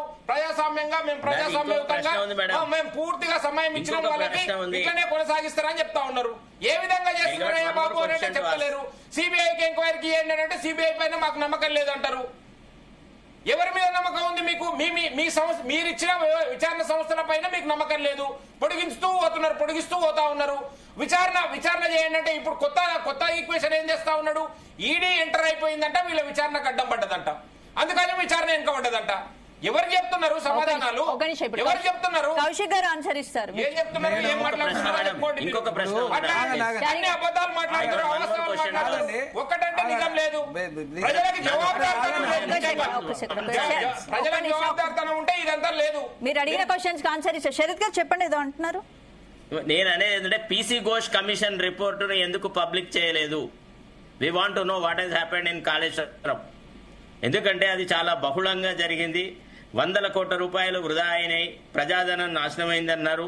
తర్వాత పీసీ ఘోష్ చాలా అత్యంత సుదీర్ఘమైనటువంటి విచారణ జరిపినారు. ఎవరెవరు ఏం చేసినారు అనేది చెప్పినారన్నారు. తర్వాత మంత్రివర్గ ఉపసంఘమో లేకపోతే అధికారుల సంఘమో ఒక 5-6 పేజీల ఒక నోట్ తయారు చేసినారు. రాష్ట్రంలో అంత పెద్ద ఇష్యూని అర్థం చేసుకోవడానికి పీసీ ఘోష్ కమిషన్ ను పబ్లిక్ డొమైన్ లో పెడితే నష్టమేంది? I'm asking that question. Transparent government అంటున్నారు కదా, అది పెట్టండి. దాంట్లో ఏం లోపాలున్నాయి? అవసరం అనుకుంటే పీసీ ఘోష్ కమిషన్ సరిగా జరగలేదని మేము హైకోర్టులో ఛాలెంజ్ చేయొచ్చు. ఎందుకంటే నేను ఇది లోగడ కేసు వేసినప్పుడు పీసీ ఘోష్ కమిషన్ ని అపాయింట్మెంట్ చేస్తున్నామని అడ్వకేట్ జనరల్ చెప్తే అప్పుడు చీఫ్ జస్టిస్ అలోక్ ఆరాధ్య నాతో ఏమన్నాడు, let the commission submit it's report, you can as well challenge it after it is made public అని అన్నారు. Yes, I am waiting for an opportunity. My writ petition is pending over there. Let them publicize. Let them publish what is the PC Ghosh Commission report. Right. Madam, ఇక్కడ PC Ghosh సంబంధించి cabinet లో ఆమోదించిన తర్వాత ప్రత్యేక assembly సమావేశాలు ఏర్పాటు చేసి సభ్యులకు వాస్తవ విషయాలు వివరించిన తర్వాత సభ్యుల సలహా సూచనల మేరకు మాత్రమే ప్రభుత్వం చర్యలు తీసుకుని చెప్పి చాలా స్పష్టంగా ముఖ్యమంత్రి గారు, ఇరిగేషన్ శాఖ మంత్రి ఉత్తమ్ కుమార్ గారు ప్రకటించారు. అదే కాకుండా తెలంగాణ ఇప్పుడు అంతా అంటున్నాం శరత్ గారు, మరి కేసీఆర్ గారు చేసిన రుణమాఫీ ఎంతో చెప్పాలిగా మీరు. మేము 21,000 కోట్ల రూపాయలు రుణమాఫీ చేసినాం. మరి కేసీఆర్ గారు వడ్డీ మాత్రం మాఫీ చేసిండు. 9,000 కోట్ల రూపాయలు ఎగ్గొట్టిన కేసీఆర్ గురించి ఎందుకు మాట్లాడారు శరత్ గారు? ఎన్ని డబుల్ బెడ్రూమ్ ఇచ్చి 7 లక్షల డబుల్ బెడ్ ఇస్తామని చెప్పి 1,00,000 డబుల్ బెడ్ ఇచ్చి ఎందుకు మాట్లాడరు? 14 లక్షలు పొడుగులు మాస్తాడు ఎందుకు? ఎన్ని పైన చెప్పాలి కదా సమాధానం. మీరు బీసీలు నిండా ముందు 34% నుంచి 23% తక్కువ చేసిండు. సర్పంచ్లో 18%కి పరిమితం చేసిండు. మరి బీసీలను ఎంత మోసం చేసినా చెప్పాలి కదా. ఏమో వచ్చినే కాంగ్రెస్ పార్టీ మీద బురద. మీరు ఏదైనా పార్టీ ఉంటే కండ వేసుకొని మాట్లాడండి, మాకేం అభ్యంతరం లేదు. మీరు కేసీఆర్ గారు చేసిన మంచి పనులు చెప్పండి, చెడ్డ పనులు చెప్పండి. కాంగ్రెస్ పార్టీ మంచి పనులు చెప్పండి, చెడ్డ పనులు. భారతీయ అన్ని ఎనలిస్ట్ అంటే అన్ని పార్టీలకు సంబంధించి వాస్తవ విషయాలు వివరించాలి కదా. మీరు వన్ సైడే కాంగ్రెస్ పార్టీ 180 హామీలు నెరవేర్చినాం. మీకు దమ్ముంటే రండి, మీరు చర్చ చేయడానికి సిద్ధంగా ఉన్నాం. మేము ఇచ్చిన ఉద్యోగాలు కావచ్చు, మేము ఇచ్చిన రుణమాఫీ కావచ్చు, 500 రూపాయల బోనస్ కావచ్చు, గ్యాస్ సిలిండర్ కావచ్చు, ఉచిత బస్సు ప్రయాణం కావచ్చు. ఉచిత బస్సు ప్రయాణం తెలంగాణ రాష్ట్ర కాంగ్రెస్ ప్రతి నెల 300 కోట్ల రూపాయలు రియంబర్స్మెంట్ చేస్తా ఉంది రాష్ట్ర ప్రభుత్వం. మేము చర్చ చేయడానికి సిద్ధంగా ఉన్నాం. ప్రతి అంశం మీద 180 ఏమి నెరవేర్చినామో తెలంగాణ రాష్ట్రంలో విద్య, వైద్యం, సేద్యం, ప్రజాస్వామ్యం కూడా డిస్కస్ చేద్దాం. ప్రజాస్వామ్యం ఆనాడు ఏ విధంగా కేసీఆర్ గారు ఏ విధంగా పోలీసు రాజ్యం నడిపినో తెలంగాణ ప్రజలంతా కూడా చూసిరు. కాబట్టి తెలంగాణ కాంగ్రెస్ పార్టీ ఇయ్యనటువంటి ఏదైతే హామీ ఇయ్యనటువంటి 6 కిలోల సన్నబియ్యం కావచ్చు, తెలంగాణ రాష్ట్రంలో కాంగ్రెస్ ప్రభుత్వం వచ్చిన తర్వాత ఎన్ని మేము అద్భుతమైన పథకాలు ప్రవేశపెట్టినాం అన్ని పెట్టి చర్చడానికి సిద్ధంగా ఉన్నాం ప్రభుత్వం. కేసీఆర్ గారు అసెంబ్లీకి వస్తే ప్రభుత్వం సమాధానం చెప్తుంది. కేసీఆర్ మరి అసెంబ్లీ పంపమని చెప్పండి శరత్ గారిని, మేము అన్నిటి సమాధానం చెప్తాం. ఇప్పుడు ఇక్కడ ప్రేమ్ లో ఉండి మాట్లాడండి కదా, వారు చెప్పండి మరి. బీఆర్ఎస్ పార్టీ కన్ను వేసుకొని మాట్లాడితే మాకు అభ్యంతరం. అనవసరంగా అనలిస్ట్ లాగా ఉండాలి, లేకపోతే వాళ్ళు న్యూట్రల్ ఉండాలి తప్ప కాంగ్రెస్ పార్టీ మీద బటగాజు మీద అన్నిటి సమాధానం చెప్తున్నారు సార్. కేసీఆర్ గారు 5,500 కోట్ల రూపాయలు రియంబర్స్మెంట్ చేయకుండా పోయింది. మరి అడుగు ఆరోగ్యశ్రీకి 1200 కోట్ల రూపాయలు ఇవ్వకుండా పోయింది అడుగు. అదే 1,10,000 కోట్ల రూపాయలు కాంట్రాక్ట్ పెండింగ్ పెట్టి పోయింది అడుగు. చెప్పి మాట్లాడండి మరి. మీరు అడిగినందుకు మాట్లాడు. తెలంగాణ రాష్ట్రం దివాలా తీపించిపోయింది. కాళేశ్వరం అనే ప్రాజెక్ట్ కట్టి తెలంగాణ దివాలా తీపించండి. దాని మీద మాట్లాడు. 1,72,000 కోట్ల రూపాయలు ఇరిగేషన్ ప్రాజెక్ట్ ఖర్చు పెట్టి తెలంగాణ ఒక ఎకరా కూడా భారతలేదు. తెలంగాణ రాష్ట్రంలో ఇరిగేషన్ కాలేజ్ ద్వారా పెరుగుతుందని చెప్పి కదా 25 లక్షల మోటార్ పంప్ చేయండి. ఎట్లా పెరిగినా మాట్లాడండి మరి. జీడీపీ గురించి మాట్లాడదాం. భారతీయ జనతా పార్టీ నరేంద్ర మోడీ గారు వచ్చిందా, జీడీపీ తగ్గిందా పెరిగిందా, నిధులు మీద అన్ని మీద మాట్లాడదామండి. మరి మీరు అన్నిటి మీద మాట్లాడుకుంటే కాంగ్రెస్ పార్టీ బటగాజు మీద వేస్తే అట్లా. కాంగ్రెస్ పార్టీ మాట్లాడుతుంది కాబట్టి బీసీ అంశం ప్రధాన అంశమైంది. ఈనాడు జాతీయ స్థాయి అంశమైంది. జనగణలో కులగన చేసి కాంగ్రెస్ పార్టీ రేవంత్ రెడ్డి గారు జంతర్ మంది ధర్నా చేసిన తర్వాత జనగణలో కులగన చేస్తామని చెప్పి కేంద్ర ప్రభుత్వం ఒప్పుకున్న పరిస్థితి. ఏమైనా కేసీఆర్ గారు ఏమైనా పోరాటం చేసినా కేసీఆర్ గారు భయపడే ఫామ్ హౌస్ నుంచి బయటికి రావడం లేదు. అరే కాంప్రమైజ్ అయినా బీఆర్ఎస్ పార్టీ మెర్జీ చేస్తామని చెప్పేసి కలకుల కవిత గారు సీఎం రమేష్ గారు మాట్లాడుతున్నారు. దానికి సమాధానం చెప్పండి. బీఆర్ఎస్ పార్టీ సంబంధించి శరత్ గారు అన్ని అడగాలి మరి. అన్ని అడగకుండా కాంగ్రెస్ పార్టీ బదనాం చేస్తే నాకు అర్థం కాదు. చెప్పండి మరి. ఒక ప్రజాప్రభుత్వము తాను ఏవైతే బాధ్యతలు నిర్వర్తిస్తుందో దాని మీద ప్రశ్నలు ఉండవు. Public spirited persons will only ask the government with regard to their failure to implement certain promises, that to electoral promises. మీరు కనుక December 9 అనే డెడ్ లైన్ పెట్టకపోతే మిమ్మల్ని రైతు భరోసా గురించి మేము అడిగేవాళ్ళం కాదు. కొద్ది రోజులు వెయిట్ చేసి ఉండేవాళ్ళము. ఒక 6 నెలల్లో 3 నెలల్లో వెయిట్ చేసేసి ప్రభుత్వ ఆర్థిక వ్యవస్థ బాగా అయిన తర్వాత ముఖ్యమంత్రి గారు రాష్ట్రానికి పరిస్థితి బాగాలేదని చాలా స్పష్టంగా ప్రభుత్వము మేము శ్వేతపత్రం రిలీజ్ చేసాం. అసెంబ్లీలో శ్వేతపత్రం రిలీజ్ చేసి డిస్కషన్ లో పెట్టామండి. మేము పబ్లిక్ డొమైన్ లో పెట్టాం. మేము అది డెమోక్రటిక్ వేలో కాంగ్రెస్ పార్టీ ముందుకు పోతా ఉంది. మేడం కాంగ్రెస్ పార్టీ డెమోక్రటిక్ వేలో అసెంబ్లీలో సమావేశపరిచి తెలంగాణ ఆర్థిక పరిస్థితి మీద శ్వేతపత్రం బట్టి విక్రమార్క గారు, ఉత్తమ్ కుమార్ రెడ్డి గారు, రేవంత్ రెడ్డి గారు అందరూ రాష్ట్ర ప్రజలు వివరించారు. ఆనాడు తెలంగాణ రాష్ట్రం అప్పులేంది, సమైక్య రాష్ట్రంలో తెలంగాణ ఏర్పడినాడు అప్పులు, ఈ రోజు అప్పులు, తెలంగాణ ఏ విధంగా దివాలా తీసింది, ఏ శాఖలో ఎన్నెన్ని అప్పులున్నాయి, ఏ విధంగా కేసీఆర్ తెలంగాణ రాష్ట్రాన్ని లూటీ చేసిన విషయాన్ని ప్రజలకంతా వివరించడం.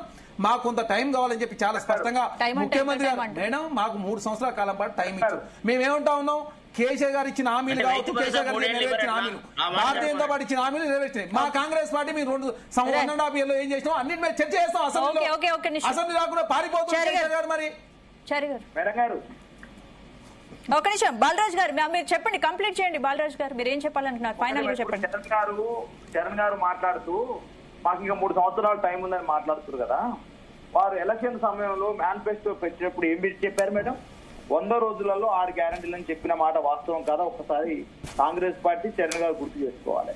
ప్లస్ అదేవిధంగా 100 రోజులలో ఇస్తున్నటువంటి అంశాలు ఏంటివి? రుణమాఫీ పూర్తి చేస్తామన్నారు, అసంపూర్తిగా చేసినారు.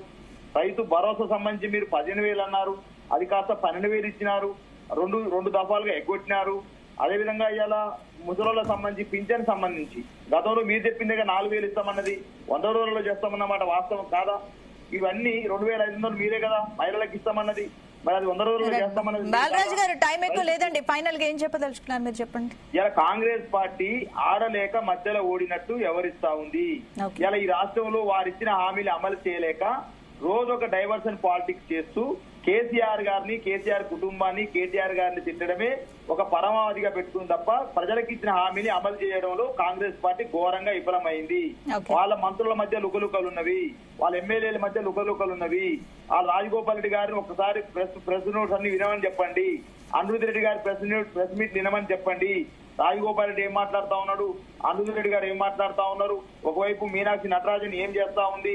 ఇవన్నీ వ్యవహారాలన్నీ కాంగ్రెస్ పార్టీ చేసుకోలేక ఇవాళ డైవర్షన్ పాలిటిక్స్ లో భాగంగా కేసీఆర్ గారి కుటుంబాన్ని కేటీఆర్ తిడితే ఆ రోజు పేపర్ హెడ్డింగ్స్ చర్చలు అయ్యే జరుగుతాయి. కాబట్టి మమ్మల్ని ఎవరు రుణమాఫీ గురించి అడగరు, మమ్మల్ని ఎవరు రైతు బంధు అడగరు. ఇవాళ రాష్ట్రంలో మేడం జీతేలు గారిని అడుగుతాను కాంగ్రెస్ పార్టీని, ఎరువుల కేంద్రాల వద్ద చెప్పులు వేస్తున్నారు మేడం, ఎరువుల కేంద్రాల వద్ద చెప్పులు లైన్లు వేసి ఎరువుల కోసం రైతులు అడుక్కుంటా ఉన్నారు ఎరువు బస్తా ఇవ్వమని చెప్పేసి. విత్తనాల గురించి అడుక్కుంటా ఉన్నారు చెప్పులు లైన్లో వేసి. దాని గురించి చర్చించాలి మనం వాస్తవానికి. ఇవాళ ఎరువుల గురించి చర్చించాలి, విత్తనాల గురించి చర్చించాలి, రైతుకి ఇచ్చే కరెంటు మీద చర్చించాలి, మహిళలకు ఇచ్చే 2200 మీద చర్చించాలి, మహిళలకు ఇస్తున్న తులం బంగారం మీద చర్చించాలి.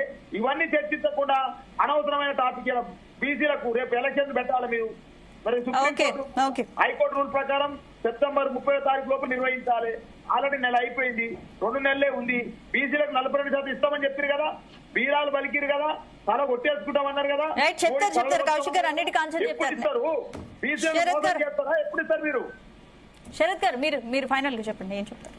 నేననేది ఒకటేనమ్మా, నేను ఈ అక్కర్రాని చర్చలో నాకు అంత ఆసక్తి లేదు, కానీ నేను చెప్పేది ఏమంటే ఖచ్చితంగా ఈ నెల చివరి లోపలైనా ఫీజు రియంబర్స్మెంట్ నిధులు విడుదల చేయమనండి.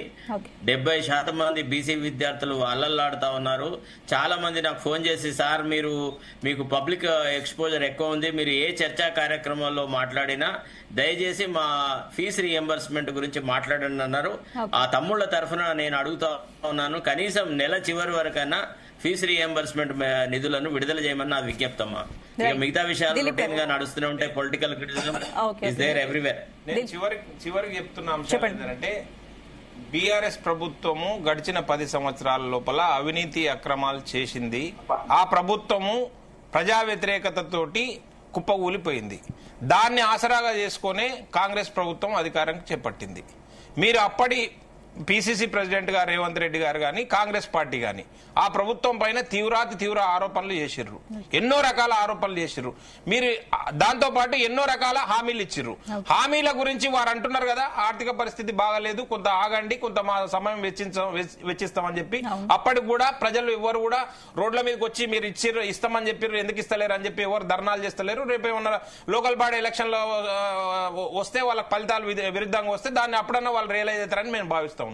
కానీ ఆ ప్రభుత్వము ఆ ప్రజా వ్యతిరేకత మీద మీరు ఆధారపడి అధికారంలోకి వచ్చిర్రు కాబట్టి కనీసము మీకు బాధ్యత ఉన్నది. ఆ ప్రభుత్వంలో జరిగిన అక్రమాల పైన, అవినీతి పైన నిగ్గు తేల్చాల్సిన అవసరం ఉన్నది, దోషులను శిక్షించాల్సిన అవసరం ఉన్నది. వీరు ఇంత నిర్భీతిగా టీవీల ముందరకు వచ్చి ఏం చేస్తారో చేయండి అని చెప్పి తొడలు కొట్టి సవాల్ చేయాల్సిన దుస్థితి రాకూడదు. దొంగలే ఛాలెంజ్ చేసే పరిస్థితి రాకూడదు అని చెప్పి నేను కోరుకుంటా ఉన్నా. బీఆర్ఎస్ ప్రభుత్వంలో అన్ని తప్పులు జరిగినాయి, అక్రమాలు జరిగింది, అవినీతి జరిగింది. మీరు ఎవరో తూతూ మంత్రంగా విచారణ కమిటీలు వేసి కాలయాపన చేయకండి అని చెప్తా ఉన్నాము. చిన్న అధికారుల పైన చర్యలు తీసుకొని మేము మొదలు పెట్టినాం కదా చర్యలు అని చెప్పి మీరు తప్పించుకోవడం కోసం ప్రయత్నం చేయకండి. ఈడీ వస్తుంది, అడ్డం పడుతుంది, కేసుల విచారణ జాప్యం జరుగుతుంది అని చెప్పి మా మీద నెపం నెట్టడం కోసం ప్రయత్నం చేయకండి. మీరు లోపాయికారి ఒప్పందాలు చేసుకోకండి. కాంట్రాక్టర్లతోటి కమిషన్లు తీసుకొని లోపాయికారి ఒప్పందాలు చేసి కేసులను నీరుగార్చకండి.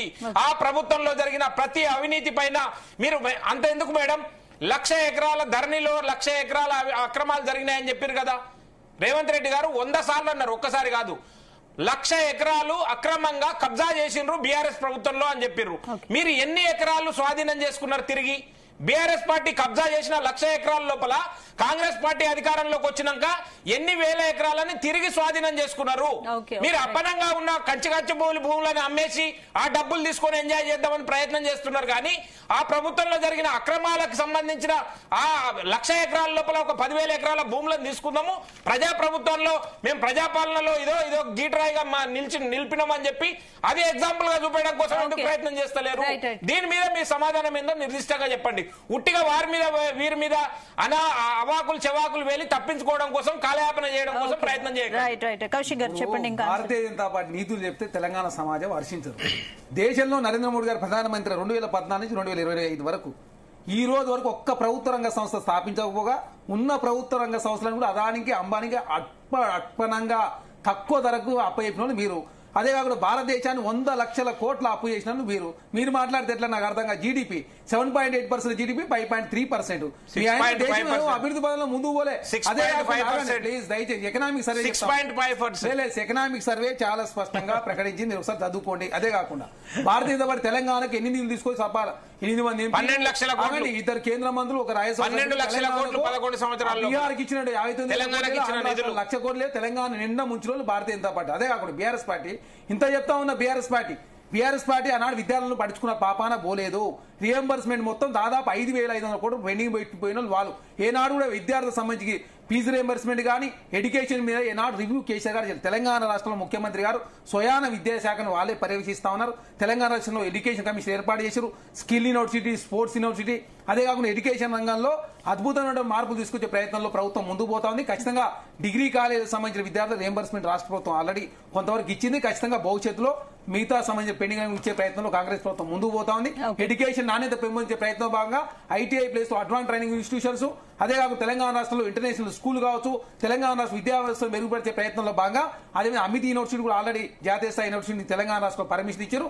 భవిష్యత్తులో కూడా తెలంగాణ రాష్ట్రమే దేశంలో ఎడ్యుకేషన్ రంగంలో ముందుకు పోయే ప్రయత్నంలో భాగంగా నెంబర్ 1 గా తీసుకునే ప్రయత్నంలో ముఖ్యమంత్రి గారు అనునిత్యం విద్యారంగాన్ని పరీక్షించే ప్రయత్నం చేస్తా ఉన్నారు. కాబట్టి కాంగ్రెస్ పార్టీ ప్రతి ఇచ్చిన హామీ నెరవేర్చే ప్రయత్నం, బీసీలకు ఇచ్చిన హామీలు కావచ్చు, విద్యా వైద్యం చేతి విషయంలో ఇచ్చిన హామీలు కావచ్చు, దేశంలో కాంగ్రెస్ పార్టీ అదేవిధంగా గతంలో చేసినటువంటి ఏదైతే డెవలప్మెంట్ కావచ్చు తెలంగాణ రాష్ట్రంలో ఆ విధంగా ముందుకు పోయే ప్రయత్నంలో భాగంగా కాంగ్రెస్ పార్టీ ప్రతి హామీ నెరవేర్చే ప్రయత్నం చేస్తా ఉంది. కాబట్టి కేంద్రము సహకరించాలి.